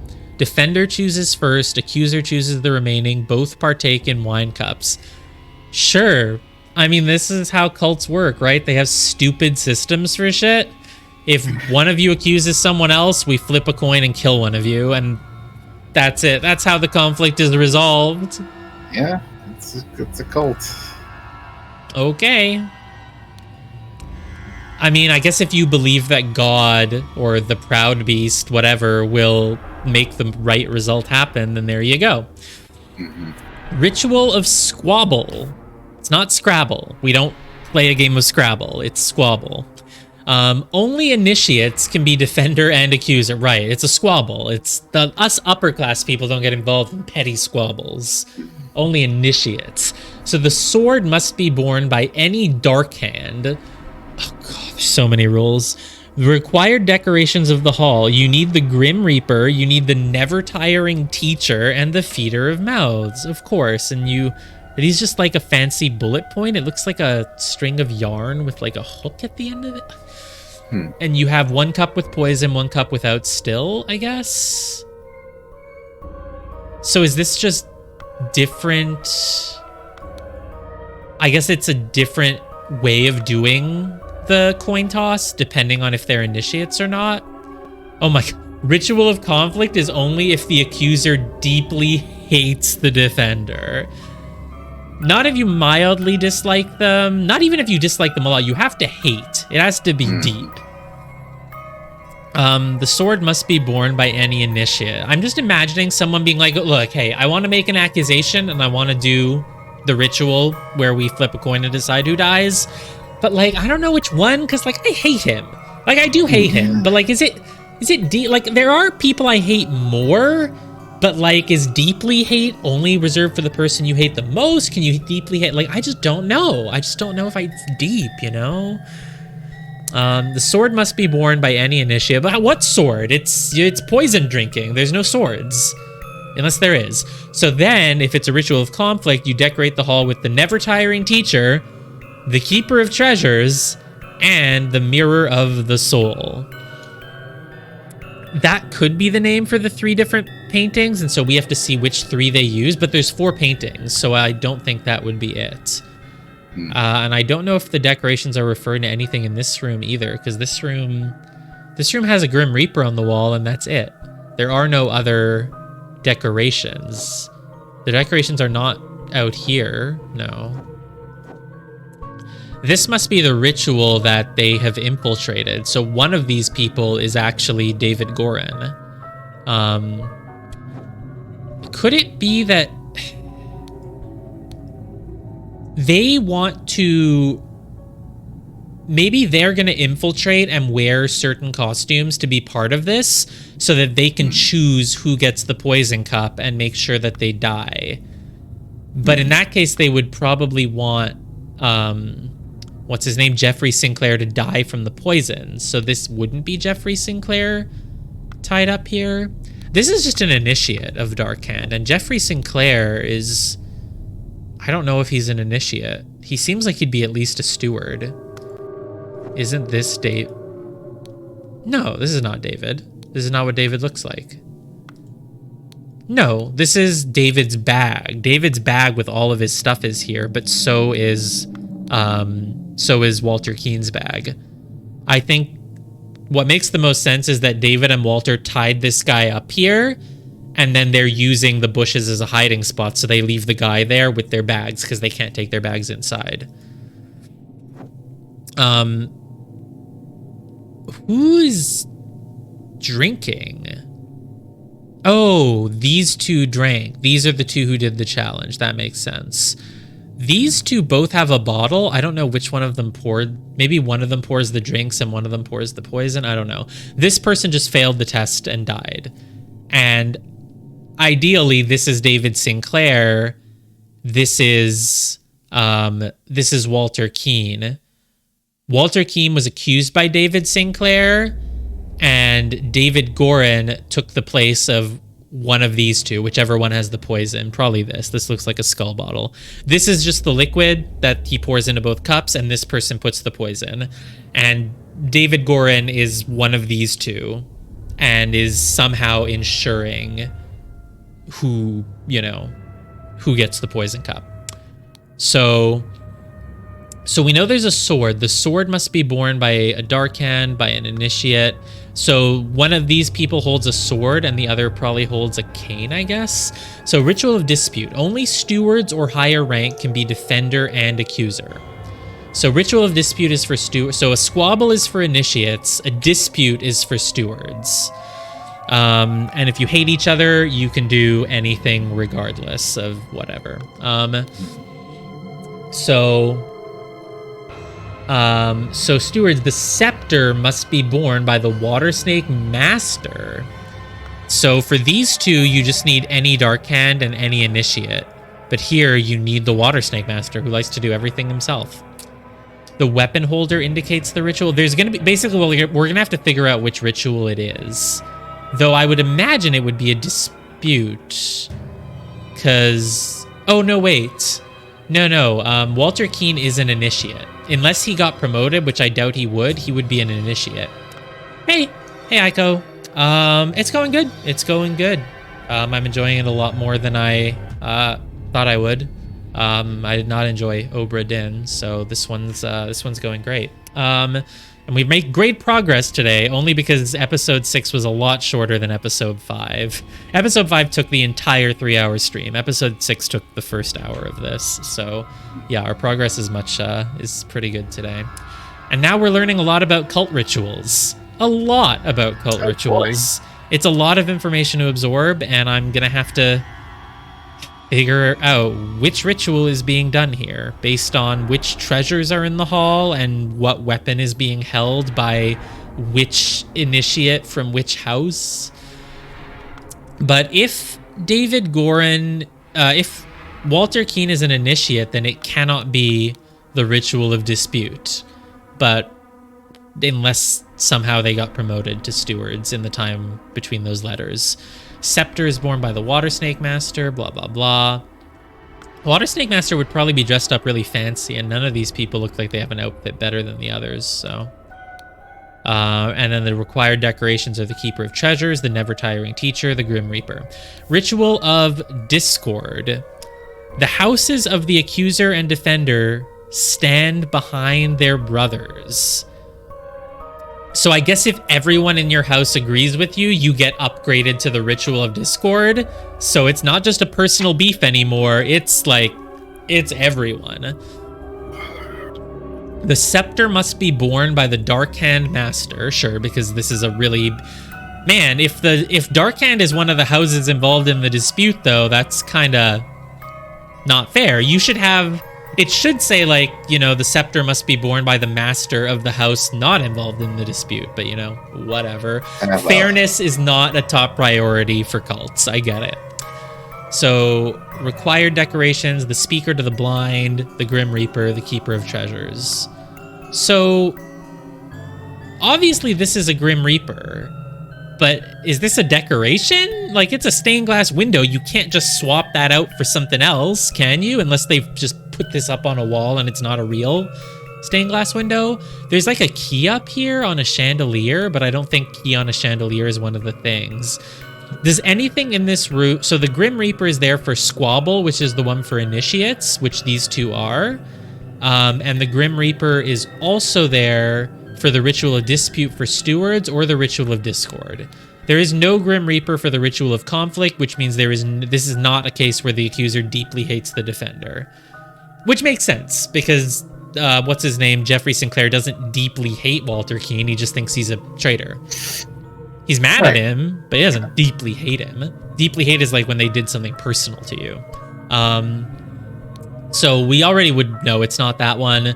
It's probably not the Ritual of Dispute, because they're not stewards. There is a Grim Reaper. So the question is, does this hall have a Speaker to the Blind and a Keeper of Treasures in it? Or does it have a Never-Tiring Teacher and a Feeder of Mouths? I don't know. Nothing in this room fits any of those descriptions. Speaker to the Blind and Keeper of Treasures? I mean, I guess this key could be a Keeper of Treasures, so you install the stained glass window and a chandelier. Do you also have a Speaker to the Blind? Is that the book?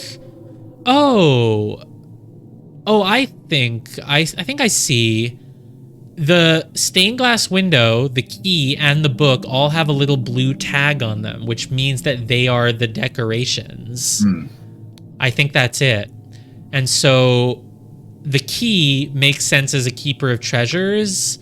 I don't know why a book would be a Speaker to the Blind, though. But that could be it, because I don't see anything here as a Never-Tiring Teacher or a Feeder of Mouths, so... I noticed the tag on the key. I did not notice the one on the book, though if I had, I would have just thought it was a bookmark. And the Reaper, you know, there's more noticeable aspects of the Reaper here than the little thing on his shirt. So yeah, I mean, I think there's a lot of ways to know which ritual it is. So if it's a ritual of discord, which I think makes a lot of sense for just the game's narrative, the fact that it's a ritual of discord means that everyone in the two houses stands behind them. So everyone's in on this now, which TBH is a little bit embarrassing for the Proud Beast people that they're all standing behind Walter Keane when he's blatantly playing them. Yeah, there are lots of ways to do things, which I really like in a game. I think that the more ways there are to do things, the more it feels like you're like playing a game that you have agency in and not just like being streamlined through some like just straightforward things, you know? Yeah. So I like it when a game gives you multiple ways to do things. Yep. So, okay. 2 cups on a stone altar. They contain some wine, but are almost empty. Of course, because the people drank them. So this is the one with the poison. The griffin has spoken. So obviously it looks like Proud Beast is in charge of this. Maybe they all worship the griffin. Proud Beast isn't, because the griffin is a proud beast, but it also has dark hands. It doesn't have a water snake though. So I've been associating Proud Beast with griffin. But if it's discord, then the scepter is borne by a dark hand master. So that if this is the scepter, then this is the dark hand master.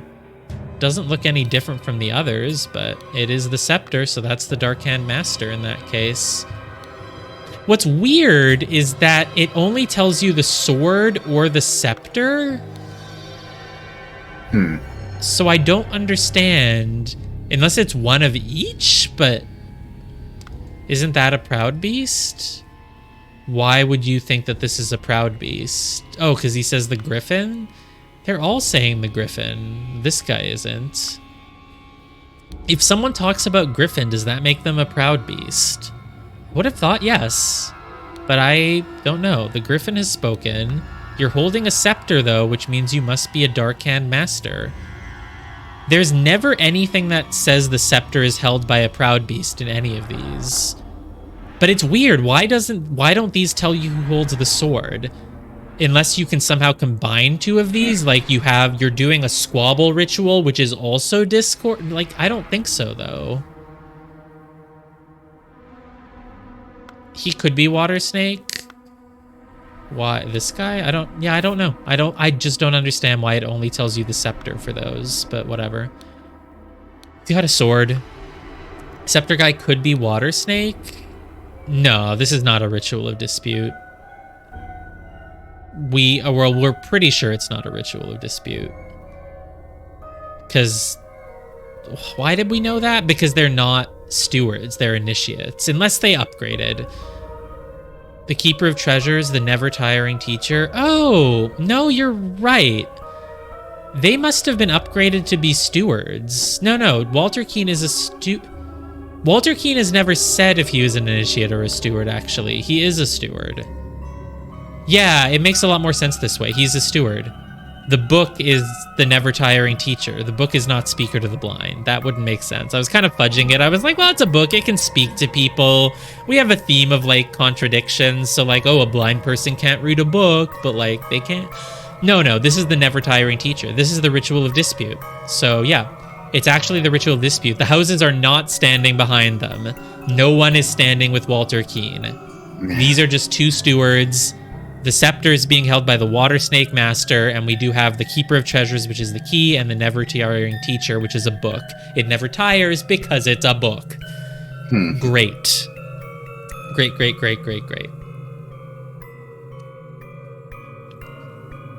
So you are holding an unknown substance. It's poison. The unknown substance is poison. Great. I don't know why they're all talking about the griffin. If you're the Water Snake Master, you are saying the griffin. I guess, I mean, we're all in the same house, right? Like, it's fine.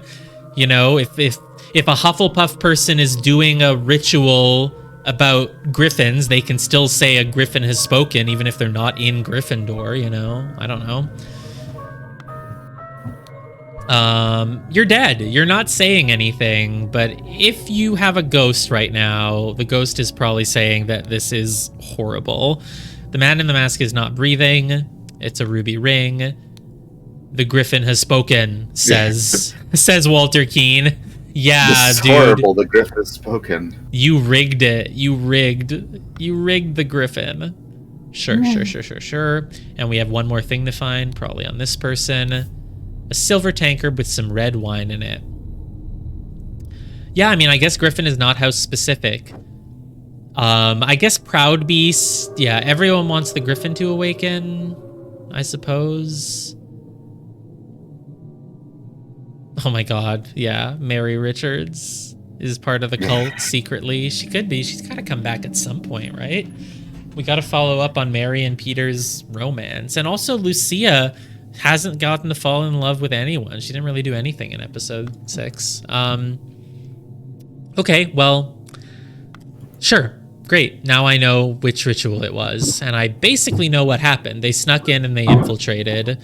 How did they make sure the poison went in the right cup? I don't know. Like, is basically Walter, David Gorin is either this one or this one. Probably this one, I guess.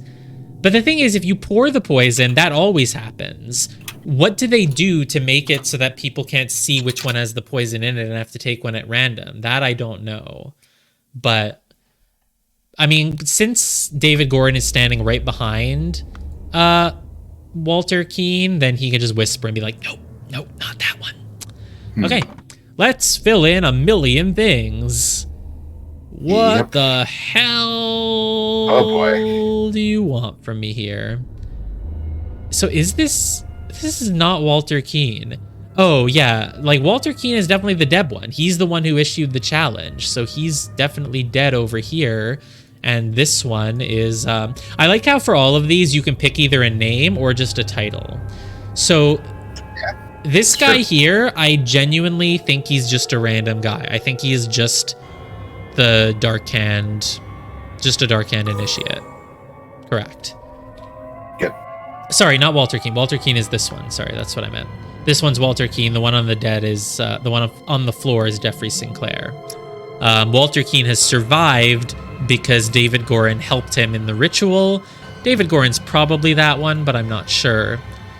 Oh, this is a different ritual down here between another accuser and a defender. I didn't consider that. Okay. I see. Okay, so let's go down and check what the decorations are. So the one up here is a ritual of dispute, first of all. And so the one down there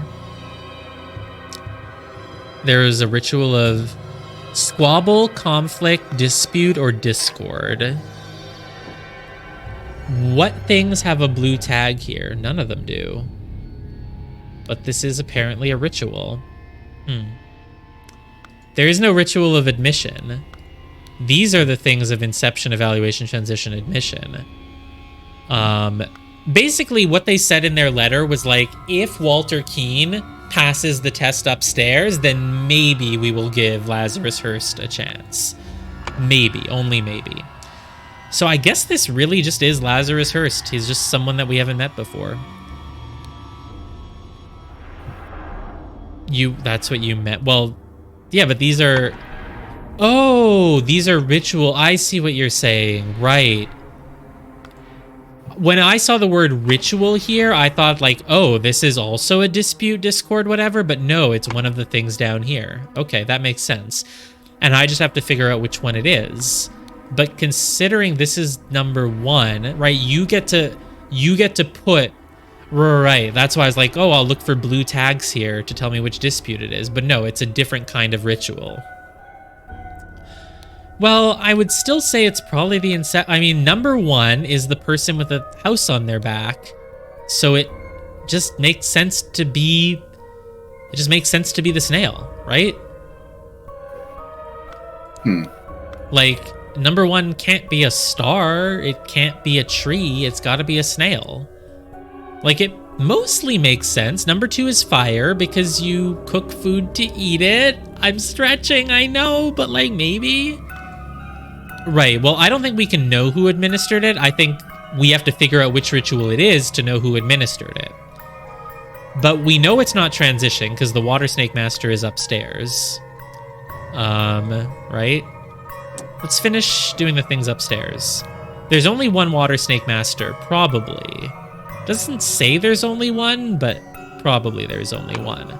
And so in the Ritual of Dispute, the Water Snake Master is born by the scepter, so we know that this is the Water Snake Master. We don't know who's holding the sword, though. There's nothing that says who holds the sword in a Ritual of Dispute, which is what's really weird. I guess it's just not part of the rules. Sword just goes wherever it fucking wants. Yeah, I mean, it's arbitrary. Sure, maybe. We can narrow it down to 2 choices. Well, no, because it doesn't have to be a master who's administrating down there.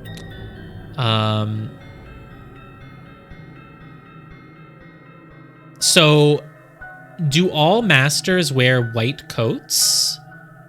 Like, is your coat color the thing that tells you what you are? So, like, since these 2 are wearing the brown, green, I don't know, coat, and it's a Ritual of Dispute, so they're stewards. What are you saying, Dad? Is there something I'm missing?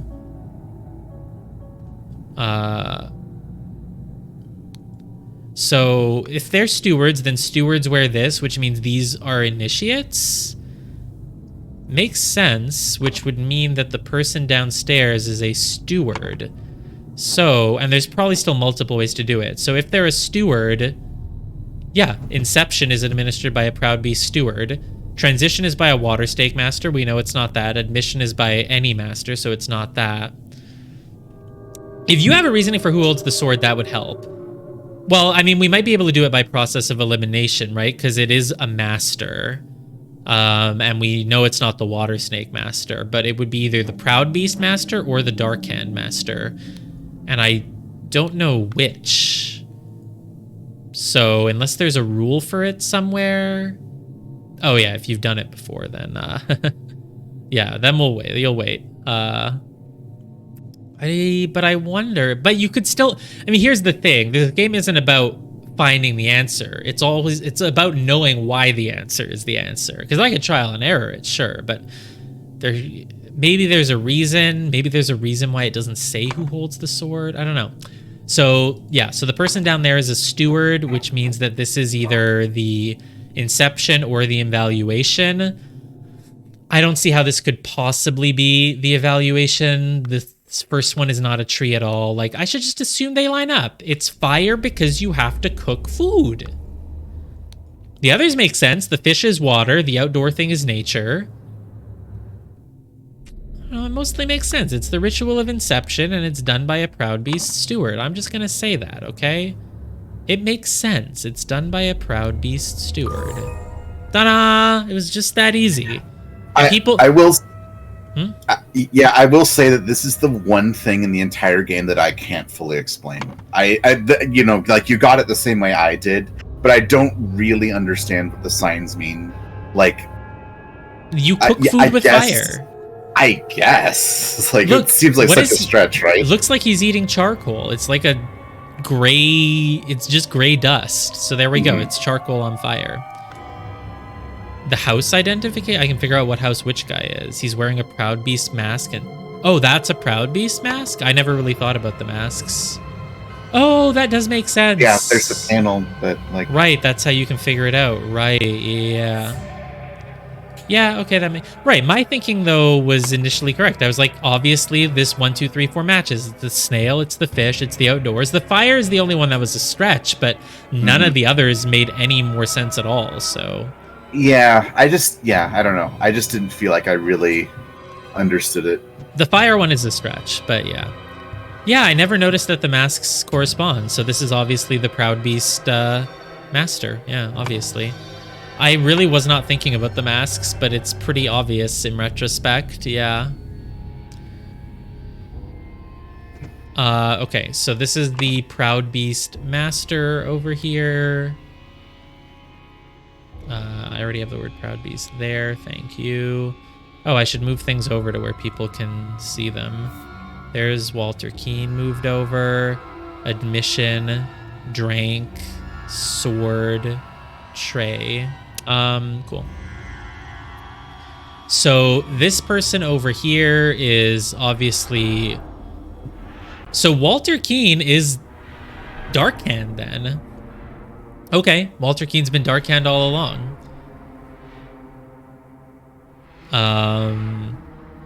So this is a... So the question is, which one is David Gorin? I'm assuming he's probably this one. That makes more sense because he has access to the poison then? Wouldn't be the person pouring the wine, I don't think. So that means that this is just a random Darkhand. Oh, wait, we stole a Darkhand Initiate's costume, so he must have taken the place of the Darkhand Initiate then, sure. I don't know what his plan is to make sure that Walter drinks the right cup, but like, you know, whatever, sure.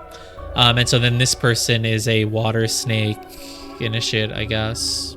Just a random Water Snake Initiate. I don't think it matters who they are. Cool, cool, cool. So this is Water Snake. Oh, right. This is why it shows me the masks and the... I hadn't even looked at this one.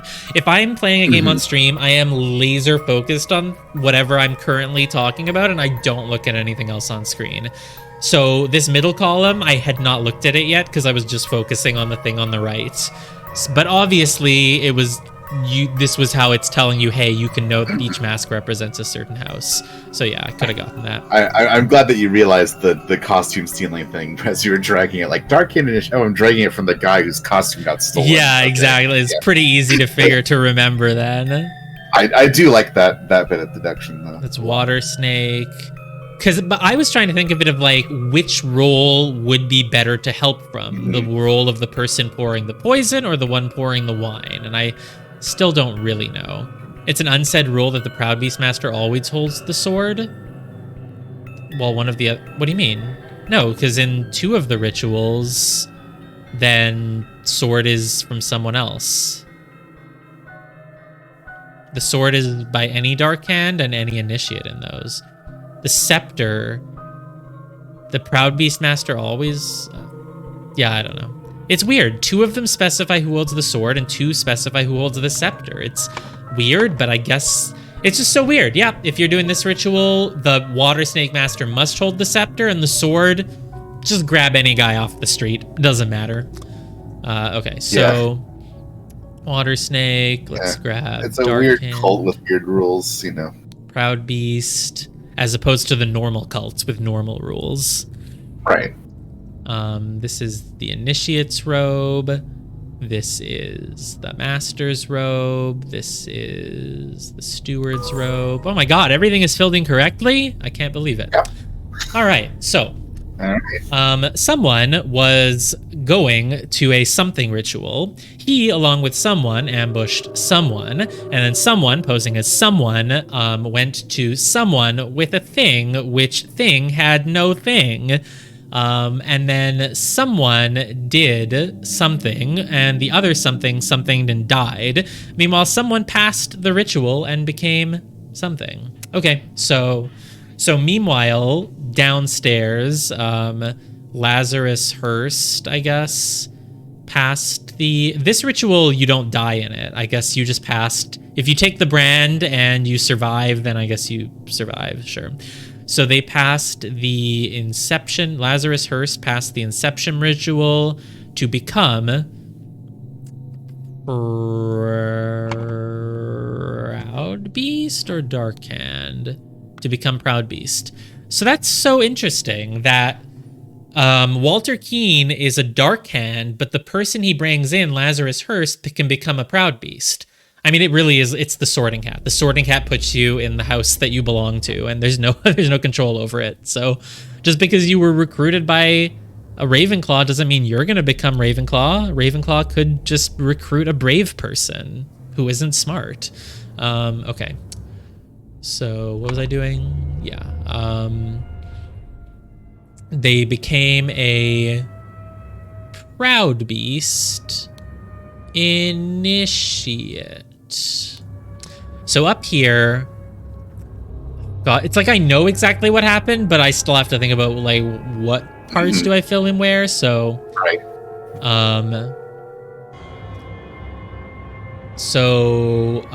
Walter Keene was challenged to a dispute ritual.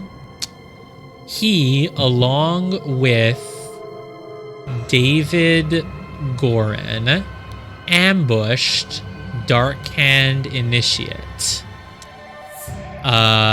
David Gorin, posing as Dark... Oh, I can't just move it. I know, it's annoying. Yeah, okay. Posing as Dark-Hand Initiate... signaled, I don't know how, but because his eyes are open so he can see and he can just give a signal. It's not that hard to give a signal. There's only 2 options. It's not like you have to be like, it's the 5th cup from the left and no, it's literally just that one. Yeah. The signal could even just be like, while you're holding the cup, I will tilt my head slightly, and if I tilt my head, it means switch cups. I don't know how they do the ritual, but presumably they have the ability, the defender has the ability to be like, this one, no, let me switch this, maybe this one. No, I've changed my mind, this one. Like, I don't know how much time they have to pick. I assume that they could have discussed a plan beforehand. Yeah.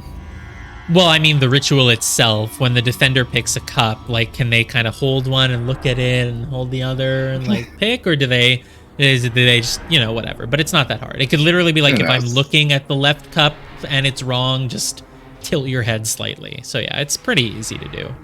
So David Gorin, posing as a Dark-Hand Initiate, signaled to Walter Keene with a wink? I actually have to pick? With a whatever, which cup had no poison? What did you signal with? With an admission, with a transition, with a scepter, with a discord, with a conflict, with a tray? Maybe with a tray? It's either the tray or the tankard.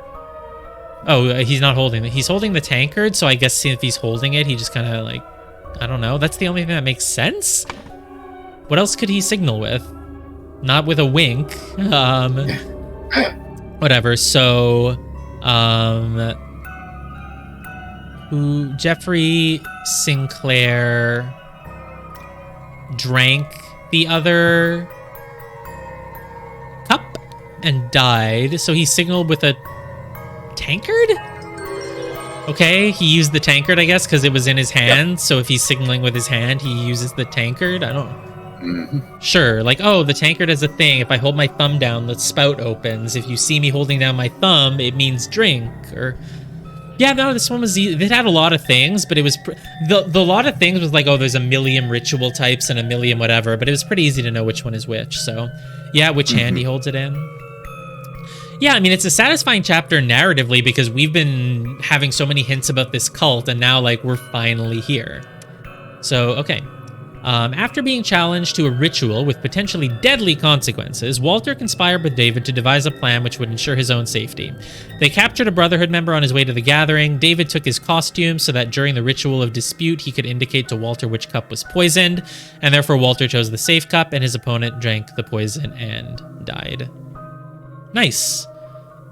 Cool. Okay. So this is the hint man. I've never opened it other than when I clicked it before. Getting stuck and working through to find a solution is at the heart of this game. Before you resort to the hints, we suggest you bear in mind the following advice. Have you made a typo? What happens if I click these? I don't want to ruin my no hint streak. If I click them, is it just... You won't ruin anything. Yeah. Have you made a typo? Double check all the phrases you have entered. Is everything exactly as you wanted it? Sometimes detectives leave the wrong phrase in by mistake. Sebastian. Oh, I see. I didn't even notice the typo. You know, like those sentences where they're like, oh, you don't even notice that this sentence has the word the in it twice? Like, I literally looked at this. I was like, what's the typo? Sebastian Cloudsley, Lord of Blackfield, passed away in his bed from a head wound. Yeah, okay.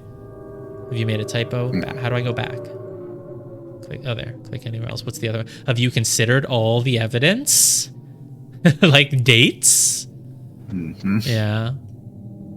Sometimes you ignore important pieces of evidence. And then what's the other thing? Have you re-examined your assumptions? Sometimes detectives make certain assumptions without considering their potential flaws. Try clearing the scrolls and starting back. So this is an example of a wrong assumption. Sebastian Cloudsley, Lord of Blackfield, passed away in his bed. The cause of death was a head wound which occurred when he fell from a ladder while he was... So I guess it's just, yeah, that's a wrong assumption. It was the horse. Mm-hmm. Okay. Interesting. I wonder what are the hints like? Do they just fill in things for you, or do they actually give you like? Is it like latent style hints where it actually tries to help you think about? It tries to tell you something. That's really cool. cool. It doesn't fill in anything for you. Oh man, if I click hints after solving the chapter, It's it won't. Fine. Right? Because I'm just kind of curious fine. then, like what they You're are. Fine, Nora. Yeah. You You're currently fine. have no unlocked hints. We strongly advise you to play without hints, but if you insist, for each hint you want to earn, you will have to complete a small task. This part's stupid. That is okay. Whatever. I'm not going to do it then. Maybe when I'm done, I'll kind of go back through all the chapters and see what the hints were. This is just stupid too because curious. it seems like it spoils some things. Like it tells you to fill in Dark Hand, which you only learned in this chapter. It might not show it if you go back, but yeah, it did it again. One of the ones is Dark Hand. One of the ones is Lazarus. Is it only ones that you've seen so far? I have no idea. Yeah, I don't know. That's interesting that there's a little mini game for the hints. This is a spoiler. Close this. Okay. Close this. Okay, I didn't really look at it. Yeah. Yeah, I guess it gives you terms that you might not have found yet. Okay. Yeah, it does. It did. It showed something that you haven't seen yet. It's very strange. Showed a can of paint. I haven't seen paint yet. I didn't see anything else. My eye was drawn to the paint. Okay. Yeah. It wasn't a major spoiler, but it was like, don't look at that. Is chapter 8 a short one? Is it less than 50 minutes? I think that you can do it in 50 minutes, probably. Okay, if it's short, we'll go ahead. If you feel like continuing, I would continue. Right, because I go slowly. Like, even if you think it's about as long as chapter 6, basically? I think it's about as long as the previous 2 chapters. Roughly. Okay, let's go. Chapter 3, The Ascent, the crowning celebration by the lighthouse. Maybe shorter? Okay, cool. Leave chapter 9 for the next... Well, yeah, of course. Definitely not chapter 9. Chapter 9 might be another one stream thing. Okay. The crowning celebration by the lighthouse. Well, it looks like it has only one room. Oh, no, there's a stairs up here. I see. Okay. Of course you can climb the lighthouse. Man, so what is... Like, I don't know any of these people. We've gone somewhere totally different. I want to go back to the Cloudsley family. We don't even know if Edmund's alive or dead. Okay. There's a chest with rules. Oh, man, I love rules. Rules. Oh, boy. We love our cult rules. Griffin Rebirth. So the one who claims to be Griffin Reborn must perform a miracle. Oh my god, is Walter Keane gonna pretend to be the Griffin but he's Darkhand. Oh, but he can be a Griffin. Griffin is for everyone. One who claims to be Griffin Reborn must perform a miracle. If someone repeats the miracle, it is proven that it was not a miracle, but mere magic. Miracles are not repeatable. Okay, that makes sense, sure. Claimant is punished with death. Yup, blasphemy. But if no one can repeat the miracle, the masks fall. Claimant is crowned as Griffin The masks?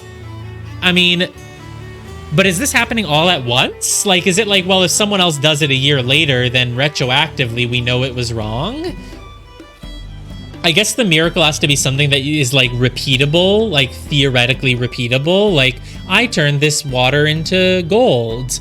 Oh, okay, well then you did a miracle unless someone else can do it right now. If someone comes along a year later, though, and turns it into gold, then, what happens? But sure, whatever. Mere magic. We don't like magic. We only like miracles. Magic doesn't impress us. So sure, and then for some reason, when you do the miracle and no one repeats it, the masks fall. So you're always wearing your masks. You do use your real name, though. You keep your name, but I guess no one ever knows what you look like in this cult. Except Lazarus Hurst. Well, they know what you look like when you become an initiate, because Lazarus didn't have a mask on when they were doing the thing down there. But okay, sure. And then you become the Griffin Reborn, which is probably the leader, right? So the Proud Beast Master or whatever is not the leader. The Griffin Reborn is maybe the leader. Though maybe there isn't a griffin at all times. And what happens if there's already a griffin? Do you just eject them? I mean, that's a common thing with cults. That's why there's a lot of stories where it's like about, you know, the old leader who hates the young new person who's clearly going to take over from them. That happens a lot. History. The Chronicles of the Griffin Rebirth. Oh man, I love lore. So in 1725, which is... We're at like 1790 now, so this is a long time ago. Yeah, Peter Batley obviously becomes the Griffin leader. Peter Batley's existence is a miracle. His beautiful comic of a tiger is a miracle. There probably aren't many people who can do miracles. No. I was going to say that's because miracles don't exist, but this is a universe where you can spontaneously combust people with an idol. So in 1725, you're getting ahead of me, Dad. Jeez. You can't look at the second sentence on the page. I'm still on the first. So in 1725, the first Darkhand Lord Harrington demonstrated flying, jumped off a cliff to his death. So it looks like it just didn't work. He tried to do a miracle and it just didn't work. Yeah. What do you mean to be two different at once? An attempt to claim it would be both a miracle and a replication? No, there's no replication. If there's a replication, you can't, it's not a miracle. Okay, so in 1756, Proud Beastmaster Lord Pledsley performed a seance talking to the spirits, but Lord Angus MacBain repeated the miracle, proving him unworthy. Oh, I see. Angus MacBain does all of the things. Wow, Angus MacBain, really, he must not be popular. So, well, he's only unpopular with dead people, so I guess it's fine. But Angus MacBain is like the person who watches the magician shows and tries to figure out how they're all done. So, in 1764, Darkhand Master Lord Jones demonstrated the creation of a homunculus, but Angus MacBain can already do that. There's no big deal. He also had a homunculus. Yeah. In 1771, Proud Beastmaster Lord White carried out the hypnosis of a servant, but Lord Angus MacBain hypnotized the same man as well. Okay, so hypnosis of a servant is not a good one, because if the servant doesn't like you, they can just pretend to be hypnotized by you, and then just pretend to be hypnotized by MacBain, and then you die. So you better pick a servant who you're certain does not want you dead. Yeah, Angus MacBain can just do everything. Like I'm expecting to read like a book like, yeah, Jesus, you know, he turned water into wine, but then Lord Angus MacBain just showed up and was like, hey bro, I can do that too. It's no big deal. Okay. So yeah, Angus MacBain does a lot. So if we're trying to perform another miracle right here, Angus MacBain is probably about to stop it. And so if that's the entire history, then there has been no Griffin Reborn. I mean, your whole cult is about finding and resurrecting the Griffins, so once you find them, that's going to be a game changer. I don't think it's happened yet. Curse you, Angus MacBain. I would have gotten away for it if it wasn't for you and your ability to replicate all magic tricks. Okay. There's a key in this door. It's locked from the inside. And you are dead. You were a water snake master, and you're fucking dead, bro. You're holding a... I was gonna say it's a flute, but it's probably just the bottom half of this cane. So... Did he try to do flying? I don't know. Right, this makes it look like he has only legs left, but it's not. His body is just behind this cliff. We just don't have the right perspective to see it all. Got a ruby ring. Everyone has a ruby ring. Okay, Proud Beastmaster. We're in 1791. We were 1790 a moment ago, I think. Maybe it's like a year later. I don't know. So... Water Snake Master. Lately, I have experienced disturbing dreams, and I feel cursed. Are you the source of this with your magic? Read what as Proud Beast? Proud Beast Master is at the end. This is a note from the Proud Beast Master to the Water Snake Master. Desist immediately and know that when pushed, my rage is absolute. Do not toy with the well-being of the Empire's general, for I do not tolerate being attacked. Okay? In my many voyages, I have learned the dark arts too, and if need be, I will summon 1,000 invisible demons to crush your bones, says the Proud Beast Master, who I decided is like a 8-year-old. I don't choose the voices, man. The voices choose me. So the Water Snake Master experienced disturbing dreams. The Proud Beast Master. Wow, they are childish though, right? Like, I've had bad dreams. Did you do that to me, Water Snake Master? Invisible demons, crush your bones. Yeah, they are 8-year-olds. Yeah, I mean, they have a dumb cult. Yeah, exactly. Do not toy with the well-being. Master. Yeah. Do not toy with the well-being of the Empire's general. So you're the Empire's general? The Proud Beast Master is literally the general of the entire empire in which we live? Is that what it's saying? Because that's a lot. That's a big deal if the general of the empire is part of this cult. But okay. You've learned the dark arts and you will summon 1,000 invisible demons to crush your bones. Sure. Mom said it's my turn to be the Water Snake Master. Sure, whatever. Okay. Well, the Water Snake Master is dead now, so... But I don't think it was because of 1,000 invisible demons, so... Dear friend, it is not so simple for me to get you a seat alongside me on the court of directors at the Seven Seas Company. As a doctor, I recommend you to stop obsessing over it. It will only unbalance your humors. Let us discuss alternatives at the next party at Kensington Palace. Okay, so the Water Snake Master is actually part of the court of directors at the Seven Seas Company. Like, these people, even though they're childish members of a stupid cult, they have pretty high positions in society. Seems like it. Yeah. Wow, this cult is really taking over society. That's interesting. Okay. But Edmund Cloudsley, despite being a politician, was not part of the cult. That's why they wanted to steal it from him, I guess. Why is David Gorham working with Walter Keane now? We still don't know. It seems like Edmund Cloudsley's out of the picture, but he might still reappear. I don't believe that he's dead. It's so weird. We're just not going to get back to that right now, I guess. So someone wanted the Water Snake Master's help becoming a director, so now we have 2 motives for wanting him dead, basically. It could be you want him dead because he didn't get you the job you wanted, or it could be that you wanted him dead because you think he's cursing your dreams. The shore here has footsteps. There's pointies and there's rounded. I mean, sure, this guy's feet are, I think, just rounded. They look a bit pointy from this angle, but they're mostly rounded. Pointy, we know Walter Keane has pointy feet, but I don't think Walter Keane is here, so yeah, I don't know, really. Okay, what's this bush? These are your feet.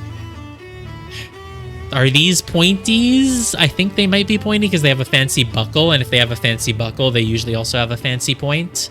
I don't know. 5 strange-looking masks. Oh, yeah, they all took off their masks, and if we look at them, we know that these, like, this is his water snake mask. So we know there's 1 water snake here, 2 dark hands, and 2 proud beasts. We might have to assign which is which. Maybe not. We'll see. Okay. So this guy, who's on the cover of the game, or on the something, that was an actual miracle. Unbelievable. So there is a Griffin reborn. Ah, so we think a miracle did happen. Oh, what's this? Number 7. Or number... No, it's 7, right? That's not a... Not 2 before 5, which would be 3, which is not how you write a 3. It's a 7. That's not how you write 3, yeah. If McBain is here, McBain is in ruins right now that he could not replicate this one. His streak is broken. Well, wait, no, McBain... How old is McBain? He only showed up in 1756, and it's 1790 now, so McBain can still very much be alive. He would be... Assuming he started doing these at, like, maybe 18 or something, he could easily still be alive in, like, 60 right now, yeah. Okay. So this guy thinks an actual miracle happened. He's one of the masters. Basically, yeah, all 3 masters are here. Makes sense, because this is a pretty important ritual. This guy's just an initiate. Oh, it's Lazarus Hurst. Hey, Kneel before the Griffin Reborn and make ready. I will lead you, brothers, to great many change. Wow, Lazarus Hearst just got here freaking like 2 months ago, and he's already claiming to be the Griffin? Yeah, I think that's it. Well, he has the golden idol, so of course he can do some shit. Miracle preparation. So after the... I like how, so this cult wants to find the golden idol. Walter Keane took it from them, pretended he doesn't have it, and is now sending it back here with Lazarus Hearst. Just what's with Lazarus Hearst? How did Walter Keane meet this person? We need a flashback. So this is the one where you decrease 2 squares. What's 2 squares again? 2 squares is 2 squares is the vacuum. Yeah, decrease the air. Sure.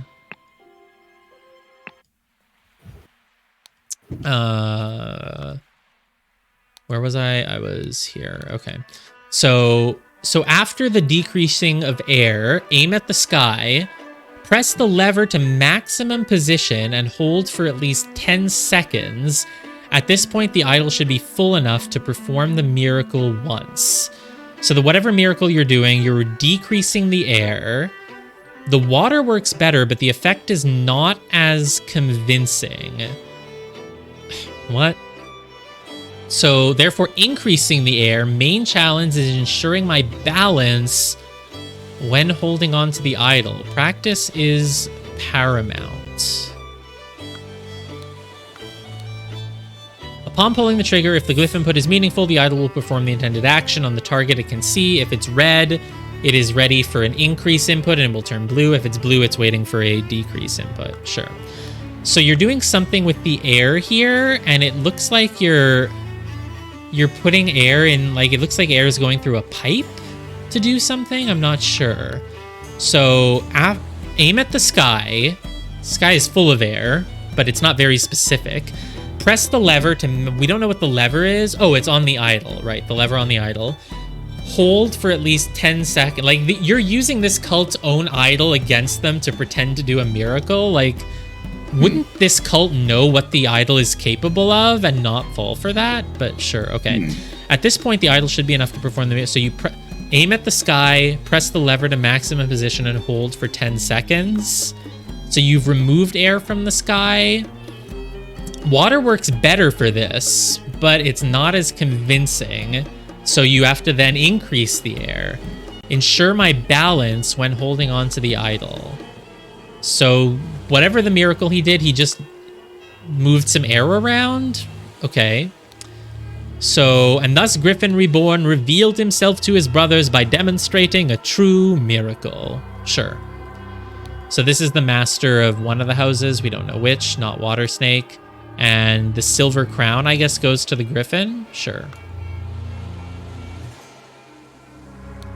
And his feet are in brown boots. And these are round boots with little things in them.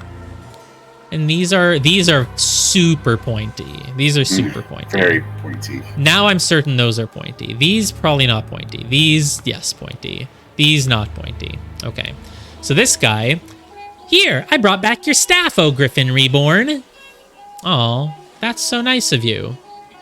Why was the staff over there and why is it broken? And why do you have this? Are you freaking... Oh, is this Walter? No. Maybe. I guess if you have the hat drawings, you must be Walter Keane. Yeah, I guess this is Walt. We never saw him without his mask in the first thing, so yeah, I guess it's Walter Keane. Oh, McBain. Oh my god. Wait, is this McBain? Why would McBain have the drawing of the hats, though? A golden snuff box filled with opium powder. Wow, it is very fancy. I want this snuff box for... I don't do opium, but I could put something in it. I'll put some salt, sugar. This clue's been added to the thinking panel. So this is the staff. The idol is... I was wondering how he could do a trick with the idol without them seeing it. It's in the staff. That is so clever. That is very, very clever. And of course, it's doing an air thing. Yeah. Very, very clever. And so this note, Dear Master McBain, maybe McBain is the water snake master, and he was gonna prove the trick wrong, so they had to kill him and then take that note from his pocket. Because this should be Walter Keane. He's got the things. Okay. So Darkhand Steward says, Dear Master McBain, these threats to contact the Chief Inspector about my past offend me greatly. Being an honest soul, I have no choice but to comply with your base demands. Now, I may have invited Lazarus into our brotherhood, but he has not shared all his secrets with me. Luckily, I had an opportunity to see him practicing this miracle. He has a magical artifact hidden in his cane. It's the Golden Idol. You're part of the cult. You should know what the Golden Idol is. Your cult is all about getting the Golden Idol. Maybe only some people knew about it. I don't know. It's weird, right? He has a magical artifact hidden in his cane. When performing the miracle, he input the following. Wow, you saw a lot. You saw a lot. You could even see what glyphs he was doing. You must have been really close. Then he presses a small lever on the handle of the cane, and it grants him the powers to demonstrate the miracle. I have no doubt that the staff will work just as well in your hands as his. Sincerely, Darkhand Steward. So, who is this Darkhand Steward that knows this?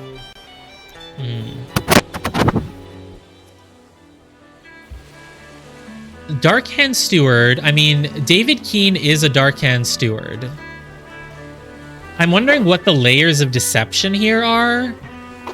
So, like, this person is holding a letter addressed to McBain, but is also holding, like, David Keane's hat pictures. So this could be McBain, I guess. But the miracle was not able to be replicated.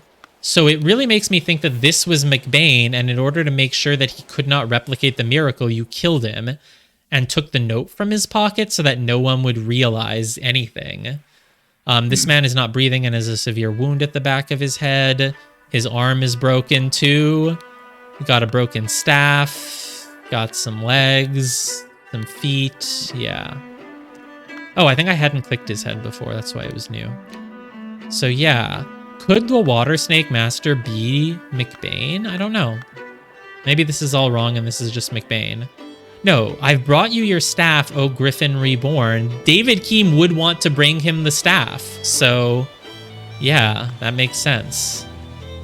What an honor to experience such an historical event. It's unhistorical. It's not ahistorical. It's an historical event. The H is silent. You have a watch. You don't seem that important, though.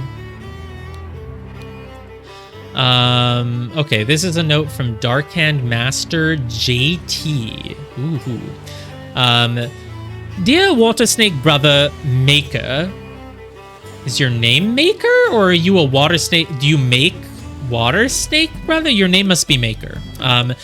As the director of the Seven Seas Trading Company, I do not assess work applications. Please go through the official channels so my staff can evaluate your credentials as an attorney. Darkhand Master JT. So Darkhand Master is the director of the Seven Seas Trading Company. Dear friend, it is not so simple for me to get you a seat alongside me on the court of directors. So does that mean that the Darkhand Master, is the Darkhand Master the one that the Water Snake Master wrote to and said, hey, can you get me in on this? Right, the Water Snake Master is the one who wanted the job. And maybe that's because the Darkhand Master has it. This is just an initiate. Why does the initiate have these random notes, though? Maybe this is... Maybe... So confused now. This is Water Snake Brother Maker. You're holding a note that was written for Water Snake Brother Maker. So you must be Maker, and you also wanted a job there. Sure. Okay.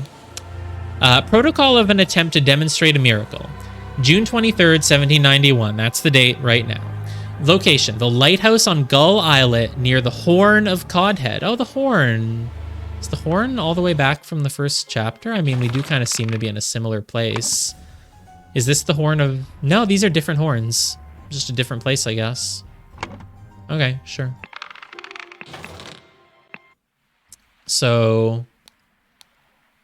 the lighthouse on Gull Islet near the Horn of Codhead. So, this is who is present. Lord Angus McBain, Lord Alistair Coke, Dr. James Turner, Sir Walter Keane, and Mr. Lazarus Hurst. In charge of notes, Dr. Nicholas Maker. So you're Dr. Nicholas Maker. You wanted to get a job at the Seven Seas Trading Company, which the Darkhand Master owns, but he couldn't help you. Water Snake Master also wanted a job at the Seven Seas Company, so everyone's asking JT for a job, apparently. So the Dark Snake Master is JT, so it must be James Turner. James Turner is the Darkhand Master, and he is, of course, a doctor, which is why this note says, as a doctor, I can't get you a job, and also, you need to be better. Yes. James Turner is the Darkhand Master. I like how they're all, like, getting real names now. We're not just in, like, oh yeah, there's Darkhand Master and Steward territory. We're learning their names, we're learning their lives, learning a lot about them. Okay. I think I've examined all... Oh, I'm at 30 out of 31. Wow. This one is short then, I guess. There's a set of wooden oars. I'm at 31 out of 31, which means there's nothing upstairs, apparently. By guarding the lighthouse, you guard the Empire. General Alistair Coke. So Alistair Coke is the general of the Empire. Who also said something about this? Here. The Proud Beast Master, I am the Empire's general. So the Proud Beast Master is Alistair Coke. Can I put this in somewhere? Ooh, people who had the magic relic in their hands chronologically. That's interesting. I like how there's two things where we have to fill in the things now. Okay. So Alistair Coke is the leader of the Empire and is the Proud Beast Master. Proud Beast Master is Alistair Coke, the leader of the general of the Empire. Darkhand Master is James Turner, who is a doctor and a director of the Seven Seas Trading Company. So we know Proud Beast Master and we know Darkhand Master. We don't know the Water Snake Master's name yet, I don't think. And up here, a trapdoor that connects the staircase to the top of the lighthouse, not locked. The trick is obviously in some way going to involve using air, making air flow through the lighthouse? I'm confused. Definitely confused about that, but I guess I'll just keep thinking about it and I'll figure it out. So there's a trap door. Like, did you make someone fall from the top all the way to the bottom really quickly? I don't have an indication of what the miracle is, but let's start looking through the things. So you are Nicholas Maker. Let me just move some things around so that everyone can see. You're Nicholas Maker. Who is who? Which is which? Is there like a doctor's something on one of them? You have like a doctory thing in your pocket. You have a 7 seal. So would that be from the leader of the Empire or from a doctor? Neither of these look like they would lead an empire, honestly, but I don't know, maybe. And I don't know why they killed the Water Snake Master. I feel like the Water Snake Master is Angus McBain. They just didn't want him to fucking interfere. They killed him. That guy's a crown thingy. He's gonna put this crown on Lazarus Hurst's head because he's the new Griffin Master, I think. And what trick did he do? So he aimed at the sky. He decreased the amount of air just in the sky. There's a lot of air in the sky. You can't decrease it all. You need to point it at a specific thing, I feel. They didn't kill McBain? How do you know that? Because McBain... This is David Keane, I think. Why would David Keane have McBain's letter, though? Why would McBain have David Keane's drawing of hats? I think they killed McBain. Otherwise, McBain would get in the way. Well, we know that these are the two other masters. Like, there aren't that many identities to... McBain is obviously dead back here. This is McBain. McBain is the master. Is the Water Beast master, for sure. Because these are the other two masters... These are the other two masters who are Darkhand and Proud Beast. I don't know which one is which, but we know from this letter that the Proud Beast master is the leader of the Empire, which is Alistair Coke. And we know that the other master is the Darkhand master, and the Darkhand master is Sorry, Proud Beast Master is the one with the bad dreams. It's Alistair Coke, Empire General. And then we also know from this one that the Darkhand Master is James Turner, who owns the company. So if these are the other two masters, one of them is Alison Coke, one of them is James Turner. This is Lazarus Hearst, this is Nicholas Maker. And then the only two identities left are David Keane and John McBain, which means that one of these is McBain, and one of them is David Keane. Yeah, sure. That's everyone who's here. McBain is the one who's dead over on the side, and they didn't want anyone to even see the note telling him anything, so David Keane stole the note from his dead body. I'm pretty sure. Now, I don't know which steward told McBain about the note. That's sort of weird, unless... I mean, I may have invited Lazarus into our brotherhood. David Keane is the one who invited Lazarus in. So David Keane is the one who reported to Master McBain what the trick was, because he knew that he was going to kill him all along. I'm pretty sure that's it. I think my logic makes sense. Angus McBain was the water snake master, which means he was the one holding the scepter in the previous chapter, but we didn't know that he was Angus McBain, denier of miracles at the time. So this is Walter Keane, whose face we're fully seeing without a mask for the first time.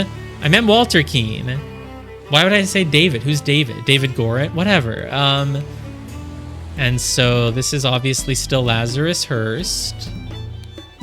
Which one is the doctor and which one is the leader of the company? Are there any hints for me here? There is a way to figure it out. You're holding a stamp, but what does that mean? 7? Are you Emperor something the 7th? I don't really understand. I mean, I could trial and error it, but I shouldn't. You don't need to.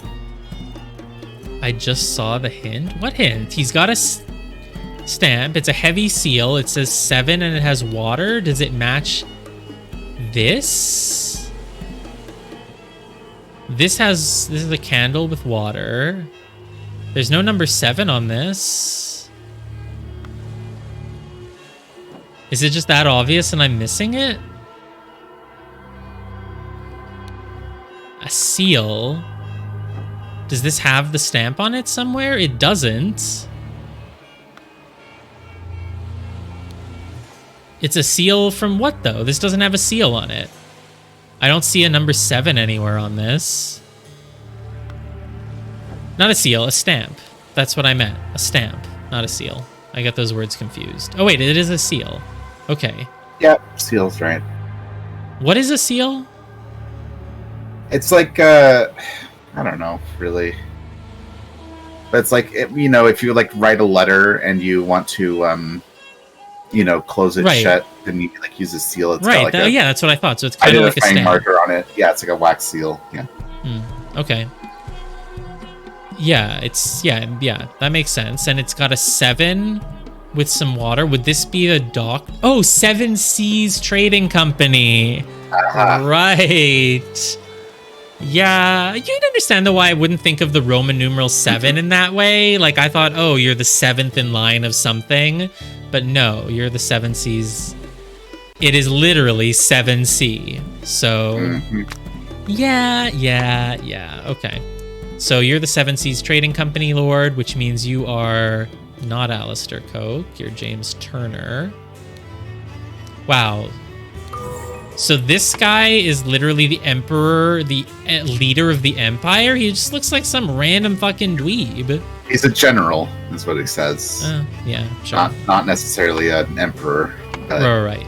General. What does he say specifically? Yeah, I am the Empire's general.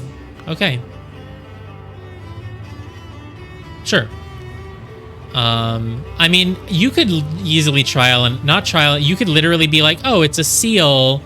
Well, someone who runs a company would have a seal, or... Did you just trial and error it? Yeah. I think I accidentally trial and errored this one too. I didn't quite understand the seal, but in retrospect, so y'all are laughing at me for not seeing the Seven Seas seal, and yet no one seems to have gotten it. Okay. Yeah, no trial and error allowed. It is a shameful mark on your character. I would never. Okay.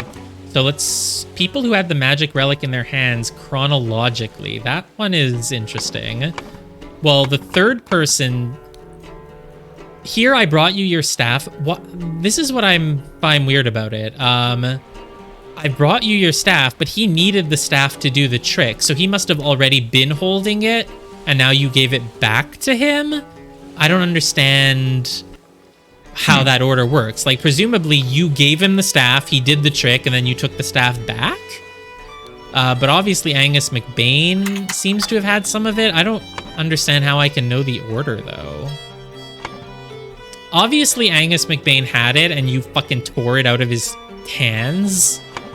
So, sure, I'll just say that I'm just going to trial and error this. Angus McBain had it first. And then Walter Keane had it, and then gave it, and then handed it over to Lazarus Hearst, presumably. No? Like... I don't understand. Why does this even matter? Let me do this one first. Someone blackmailed... Oh god, what? I don't actually understand this then. The most fun part to deduce? It seems sort of so useless. It doesn't matter what order they had it in. Like...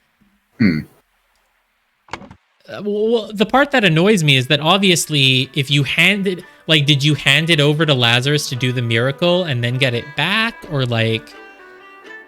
It's the most important part. The staff explains everything. Well, the miracle was done, presumably. Oh, wait. No. Lazarus actually doesn't do the miracle while holding the staff. Right, that makes sense. David Keane is holding the staff the whole time and says, I brought it to you. So David Keane is actually the one who did the trick. Lazarus never actually held it in his hands because he's obviously pretending to do... You only get the staff once it's proven that you are the Proud Beast, the Griffin reincarnated, so he wasn't holding it. He just did a miracle by saying, poof, I did a miracle. So David Keane obviously is the one holding it. You don't want McBain holding it. So David Keane... Oh, I see. So... And he has notes about how to do the miracle, right? So, main challenge is ensuring my balance when holding on to the idol. But you're not holding it, Lazarus. David is holding it. Oh, I see what's I was like, what is this? It looks like a pipe with water coming out of it. It's the freaking idol in the goddamn staff. Yeah. Right. Yeah, that makes sense. Okay, so...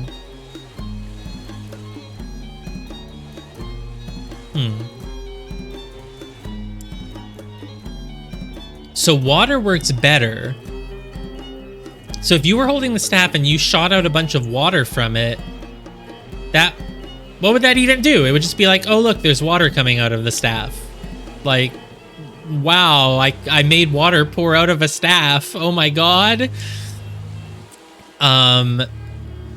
Main challenge is ensuring my balance when holding on. Like, it sounds like you're gonna make like a freaking rocket, right? Like, I just hold on to the staff and a bunch of air shoots out of it and propels me up. But again, if the staff belongs to the Griffin Reborn, you don't get to hold the staff until you've proven you're the Griffin Reborn, I feel. Just hold on to your balance while holding on to the idol. So what if you make air come out of a staff? The air one sucks, the water one shoots? Well, no, but he said he's not going to do the water effect. Aim at the sky, press the lever, you suck in a bunch of air, and then you can perform the miracle. I'm making assumptions about the cane. Well, if the cane wasn't supposed to be broken, then what would happen? How am I making assumptions? Like, it's a cane, you put the idol at the top, and the way the trick works is that apparently you just make air or water shoot out from the idol, which would shoot it into the handle of the cane, and what does that do? The wrong order of possession. I'm not really... Why does the possession order matter? Like, I'm just thinking about what miracle you're doing at all. You're just shooting some water out of a cane? Shooting air out of a cane? Yeah, exactly. You shoot air out of a cane. You have to maintain your balance while holding the idol. But what happens if you shoot air out of a cane? Not to mention, that only works because it's broken in half. If it wasn't broken, you'd break it, I guess, by shooting a bunch of air. Yeah, I guess it allows you to fly? The air has to, like, really hit the ground, but then, yes, you can fly, but you have to be holding the staff. So again, I'm still confused. Was Lazarus holding the staff or not? Because it sounds like you're only giving... I brought back your staff. Does that mean maybe Lazarus started... Oh, maybe it's not the staff of the Griffin Reborn. It's literally just Lazarus. It's just a random staff. It's just Lazarus's staff. Maybe. We don't know if it's for sure a staff that is only for the Griffin Reborn. So maybe Lazarus just has a staff. He was holding it. He did the trick, but then the staff fell somewhere. Did the staff fall and hit this guy in the head? Can I point out that the staff that Walter Keane is holding has a yellow marker on it still? A yellow marker? What is that? It's not marked red. You missed something. Oh. Yeah, this broken part. The sim. You got it. It was the broken part. Oh, yeah. I mean, it's the same staff. It's right here, obviously. Okay, yeah, right. He also has a broken arm. That is, yeah. Maybe Lazarus did it first and then McBain was gonna do it. And so before McBain could do it, you killed him and took it. So the staff went Lazarus, McBain, David. Let's try that. Lazarus, McBain, and then not David. Sorry, David's not here. Walter Keane. Yeah, you keep calling him David Keane. Well, they're similar characters. They work together, and they're both are sort of protagonists at this point that we're following. Mm-hmm. What did you give me hints for, Dad? I got it. I figured it out. Sort of. I still don't really get it, though. But this does make sense. Will. Lazarus it'll make sense. Did the trick with the staff because he needed to be holding the staff. But then, for whatever reason, he dropped the staff and it fell or something. Broke this guy's arm and head by falling. But whatever, McBain held on to it, and obviously McBain was then going to repeat the miracle, so David Keane, Walter Keane, had to be like, nope, and just bonked him, and then took the staff, and it's like, yay, no one can replicate the miracle. The weird thing is that David told McBain about the thing. So he wanted McBain to think that he was about to replicate it. which is really weird. I don't understand why he would do that. Very strange, but okay. And apparently McBain doesn't know anything about the golden idol. Because, like, it's weird how we're like, oh, it's a magical artifact. It's not the golden idol that I pretended I couldn't find ever. Like, David McBain is obviously pretty high up in this cult. He should know that these glyphs belong to the golden idol, right? So it's weird to try to be like, oh, it's just some other artifact that also happens to have the same glyphs as the golden idol that I told you I lost. I like that everyone is just gradually becoming David. What did I say? You said David McBain. I meant Angus. Yeah. Okay, there's a lot of names, okay? So... Well, he doesn't know that it's the idol, but if you say that there's an artifact inside the staff that uses these two glyphs, then he... You know... Then he... Who's John McBain? I don't know who John McBain is. Isn't like John McCain? I assume is like you were thinking. I have no clue. I didn't know I called anyone John McBain. So, I guess they've never had it, but they knew about it. They sent Willard Wright to get it. I guess they didn't know about its glyphs. So yeah. But it's also weird if the idol is inside the cane and you all you want him to know is that it's some sort of artifact. Then why... Oh, you need to tell McBain the glyphs so that, you need to tell him the glyphs, I guess, so that he knows how to replicate it, because he's got to open up the staff, change the glyphs back to how they need to be, and then... Yeah. Okay, sure. But why did David Keane tell... whatever McBain about it? That's the weird part. That is the weird part. But, okay, sure. I'll keep going.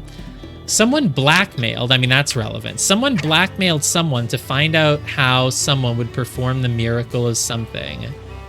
So he got threatened, I guess? What was the threat, though? Oh, I see. These threats to contact the chief inspector about my past offend me greatly. Being an honest soul, I have no choice but to comply with your demands. Right, I see. I forgot that part. Mm-hmm. So, okay. So he's saying, look, I invited Lazarus, but I have nothing to do with this, but I do happen to know everything he's doing. Yeah, sure. I guess that makes... Sure. So he blackmailed him, and so because he blackmailed him, he's gonna have to... I'm gonna have to kill you, because I'm... Yeah. You cannot get in the way of this. Sure.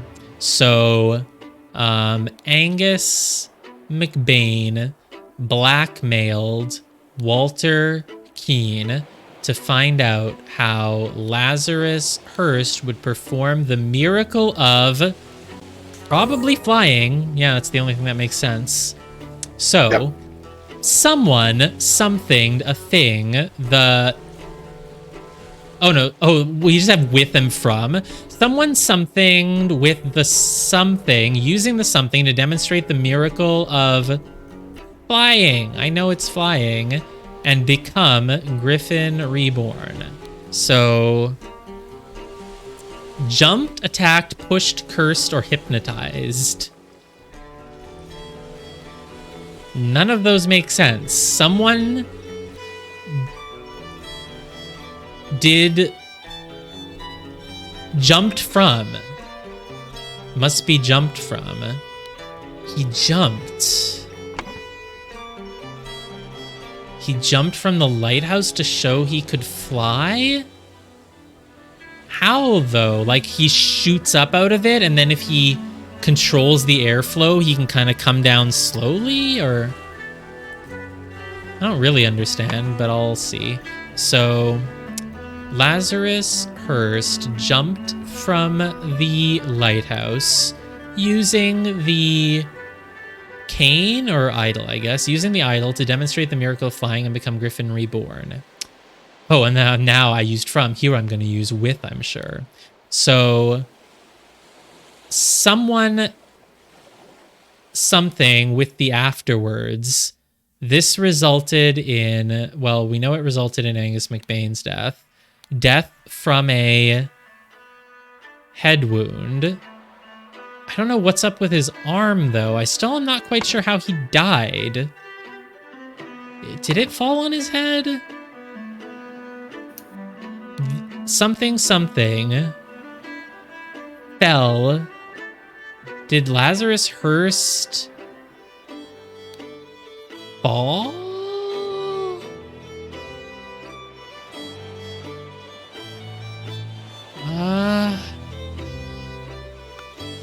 Let me just remove that. What exactly is this? Angus McBain died, yes, from a head wound. The head wound is a severe head wound. A broken arm does not kill you. A severe head wound does. Oh, hey, we have all the masks. I don't think it's relevant, but... So this is the... one of them is the Dark Hand Master and the Proud Beast Master. And then we know that Lazarus became a beast, so he's the second beast, and he's the second Dark Hand. So Nicholas Maker is a water snake, I presume. I think that's what this all means. Not that it matters. So something pushed from the afterwards, cursed from the hypnotized. I mean, pushed, cursed, hypnotized don't seem relevant. Or... No, this doesn't make grammatical sense. No, we don't need the masks. I was just curious about it. You're joking. Imagine it is the homunculus. I'm just... Pushed from the lighthouse afterwards? Jumped? That's what we already did, though. Maybe he didn't jump from the lighthouse, but he can't do anything else from the lighthouse. We don't have any other words. Cursed from the lighthouse, pushed from the lighthouse.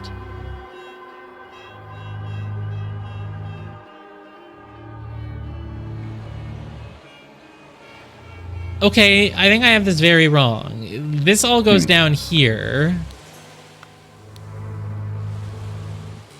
He didn't jump from the lighthouse to demonstrate flying. He did something else. Maybe he jumped with the... No, actually, no, he did. He jumped... God, did he start up there or did he start down here? If you're flying, you don't jump down, you fly up. Ah, it's like we're so close. I know what he did. He did something with flying using air from the freaking thing. Did it have to already be broken to do that, though? Because, like, I can't tell if I'm just imagining science wrong again. Like, you would fly if you pushed air out from your staff. It needs to already be broken, but it looks like it only broke here. It's like I'm so close, but I don't have the details. What if I just trial and error? I mean, my only verbs... Bottom of the staff might be open. Oh, is it? I can't tell, and I don't think it is. It has like a little special thing there at the end. I don't think it's broke. I don't think it's open. It looks open. It does not look open. Oh, I guess it could be. Sure, I was just imagining. I mean, yeah, this could be an open ending to a staff. Yeah, that makes sense. Sure. We'll just say it was... that's the only thing that makes sense. So yeah, it's open. Okay. That makes... Because otherwise you would not be able to do the trick until it was broken. But obviously it only broke when it fell or whatever. So, okay. So he used whatever to demonstrate flying, but then what did he do? Then he jumped from the lighthouse? I mean, there's no other thing. You can't say he pushed from the light. He pushed from, cursed from, attacked from, hypnotized from, attacked with. You could say someone attacked with something, but it would need another noun. So I just don't... Yeah, okay. Lazarus Hurst jumped from the lighthouse afterwards. He jumped from the lighthouse using the... This is 2 or fewer. I don't understand. I feel like you're... What? Yeah, I feel like you're not quite, like, grasping... No, I'm not.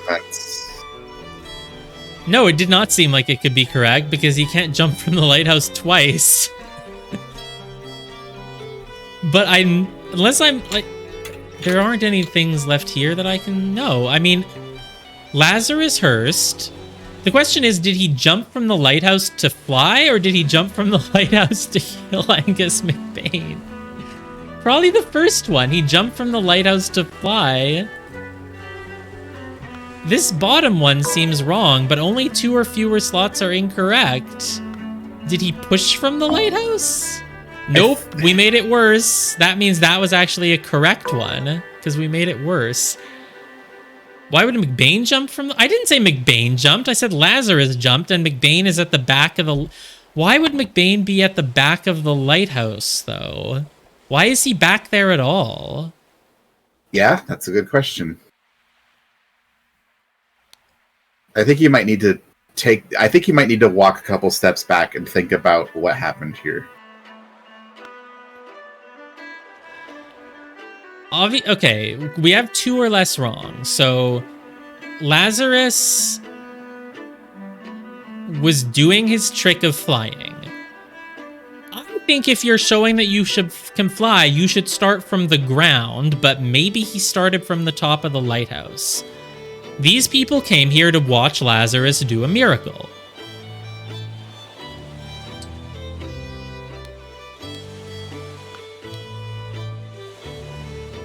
They came here to watch Lazarus do a miracle.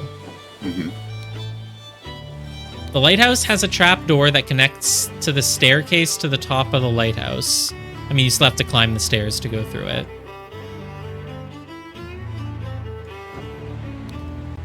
The door is locked from the inside. I don't know what that means, but everyone came here to watch Lazarus fly. Mm-hmm. Did Lazarus demonstrate his flying from the ground, though? Like, why does it matter where he starts? If you're flying, you should start on the ground and go up, I feel. But maybe he started on the lighthouse to make it fancier, jump off the lighthouse, and oh my god, he survived because he can fly.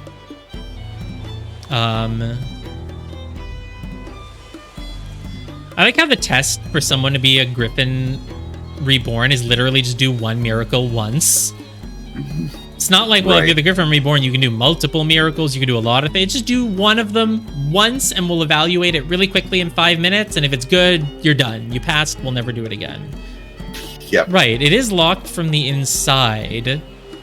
Well, yeah, it means that no one just kind of climbed the stairs.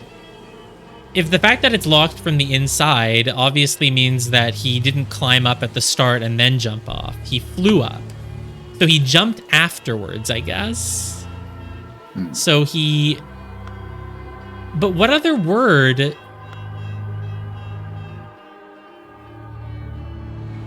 What other word could go here? The only other verbs are cursed, pushed, attacked, hypnotized, and that... How was it locked from the inside, then? It's not what it means. Who could lock it? Why would anyone need to lock it at all? I don't understand why anyone would need to lock it.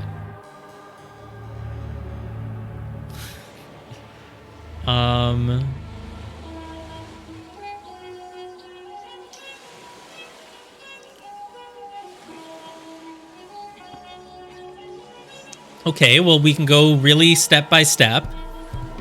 The reason why you lock a door is so that people can't go through it. Someone locked the door because they did not want people to go through.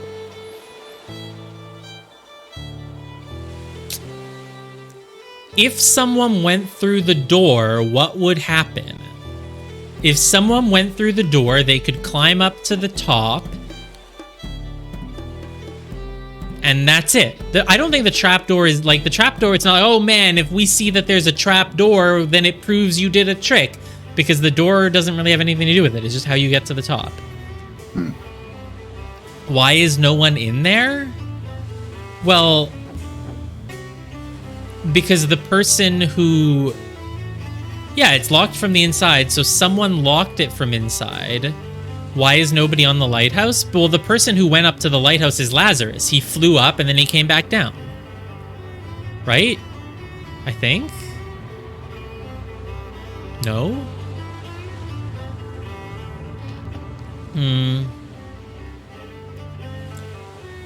Let's check out. He did flying. He used his staff to go psh up there. Then he locked it from inside. Like... So, right, Lazarus is the only one who went up there. No one else is going up the tower, presumably. Why is it locked from the inside? I don't know. Why does Lazarus care if someone were to go up the tower? Like, unless they look inside his staff, they're not going to see how he did the trick. I'm missing a mental connection from a piece of text. Sure. If no one can repeat the miracle, the masks fall. That's what happened. They've all removed their masks. Someone can repeat it. That's bad. McBain was going to try to repeat it. Did you lock the door so that McBain couldn't repeat it? I don't know. Let's go look through all the text again then. This was actually a miracle. There was a Griffin reborn. Of course, of course. Kneel before me. I am the Griffin reborn. Blah, blah, blah. Miracle preparation. Aim at the sky.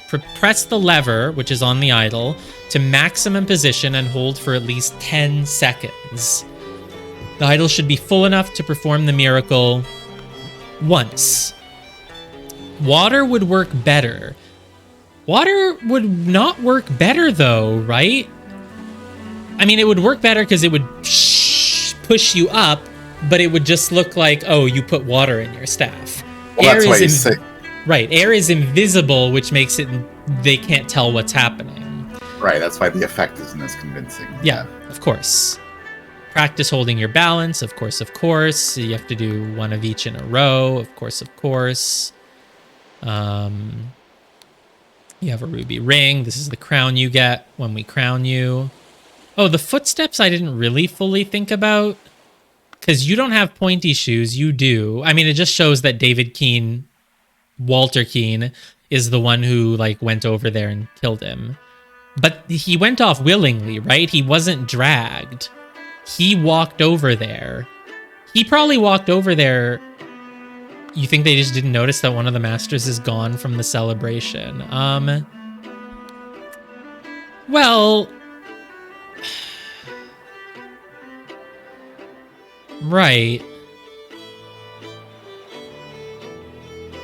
That's true. It's only a few steps away, but, I mean, I presume that if McBain was going to repeat the trick, he needed to kind of go off and fidget with the idol a bit where they can't see him. But maybe he needs an excuse to go over and do that. Otherwise, it's suspicious. But obviously, McBain went over there. David followed and killed him. That's why the pointy shoes go...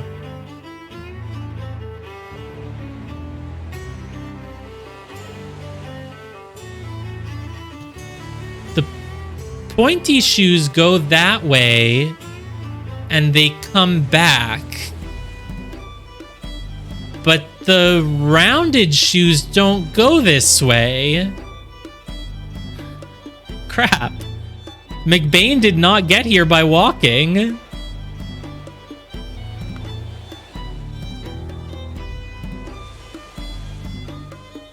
Oh, I know what note I missed an implication of.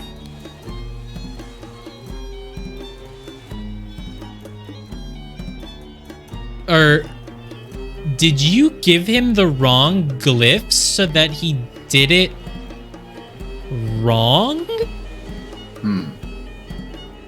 This is the increase one for increasing air, but you didn't tell him about the...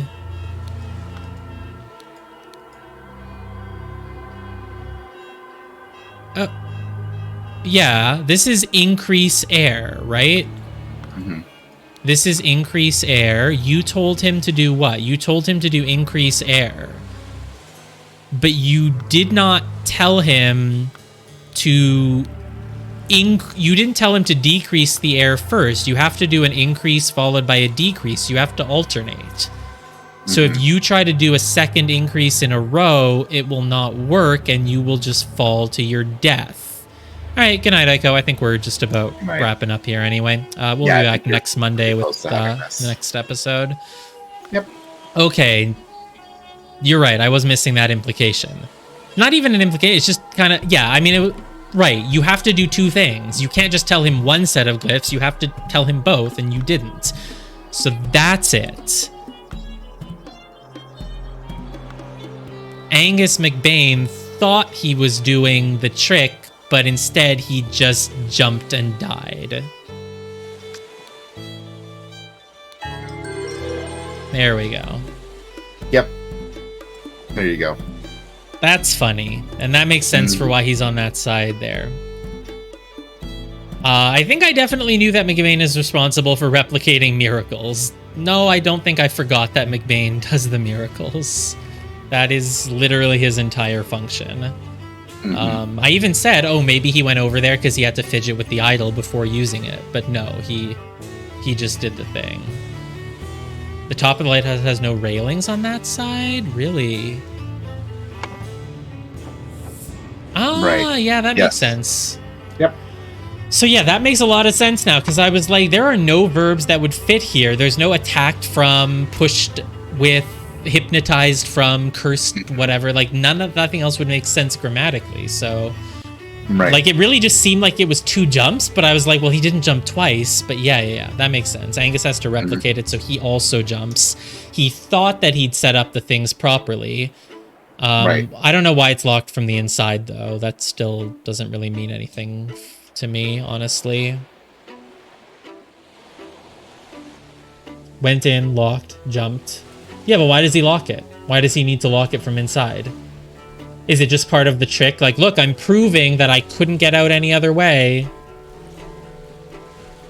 I think it was sabotage. I don't think Walter likes McBain very much, and I think Walter obviously is interested in Lazarus becoming the Griffin Reborn, so... Right, yeah, it's just when you do a magic trick. Look, I'm locking everything. No one can get in. No one can get out. It's just kind of a normal magic trick thing. I don't think there's that... Yeah. You're making it sound like there was some big deal to why it was locked, but it doesn't sound like there is. It's just, yeah, just locked the door. I think it was just that he couldn't come back down. Yeah. Yeah, it shows he didn't leave through the door, but presumably they see him flying through the air. Or maybe not. Maybe they don't see him flying because he's jumping off, like... the other side, so they can't see it? No, they can see it. Yeah, the door didn't seem that important. That's why I was like, when people kept trying to make it seem important, I was like, I don't know, it's just locked. It doesn't seem relevant. The staff still has a gold star. I don't know why. Did you just not click on names or something? I didn't click on Lazarus and McBain. Oh, yeah, it's in the note. Okay. Yeah. It doesn't matter. I was just curious. Yeah, and so then he jumps off and he just dies. He breaks his arm and his head and the staff, and then Walter Keane brings the staff back to Lazarus. And the order chronologically is sort of important because it's Lazarus first did the miracle, then Angus McBain failed to perform the miracle. The staff broke when he fell to his death, and Walter Keane is holding it currently because he's bringing it back. Yeah, that makes sense. Why is there a shadowy dude here? There's never been a shadowy dude in any of the others. Yeah, no, that's funny. It's like, I'm a blackmailer. Yes, you are Angus McBain. I guess because the section on the left is always only text, but all the other sections need to have some graphics. So we also have the fucking numbers holding the scythe, the staff. So, yeah. Okay, so we still don't know what's up with Edmund Cloudsley. We know that Walter Keane has convinced David Gorin to start working for him, which is weird after he hit him with a club. Maybe David Gorin just goes to the highest bidder.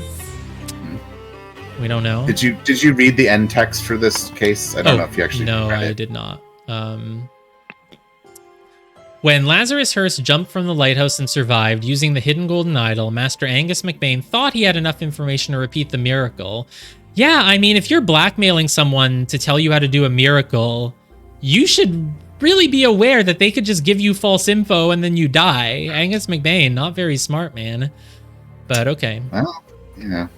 Master Angus McBain thought he had enough information to repeat the miracle and prevent Lazarus from becoming Griffin Reborn. He seized the staff from Lazarus and locked the lighthouse door. Right, it's like, I can repeat the miracle, but I do need to be holding the same exact staff. Yeah, very suspicious. He seized the staff from Lazarus, locked the lighthouse door to prevent foul play. Oh, I guess he locked it. I guess Lazarus didn't. It's just him? Okay, sure. However, he did not know all the secrets of the idol. It did not work for him, and Angus jumped to his death. And so this is a big game changer because now the Griffin has been reborn, which is a really big deal for the cult. But we're not even doing that. We're going off to some other place. We look like we're in a storeroom of... Maybe it's the Seven Seas Trading Company. Interesting. But we'll find that out next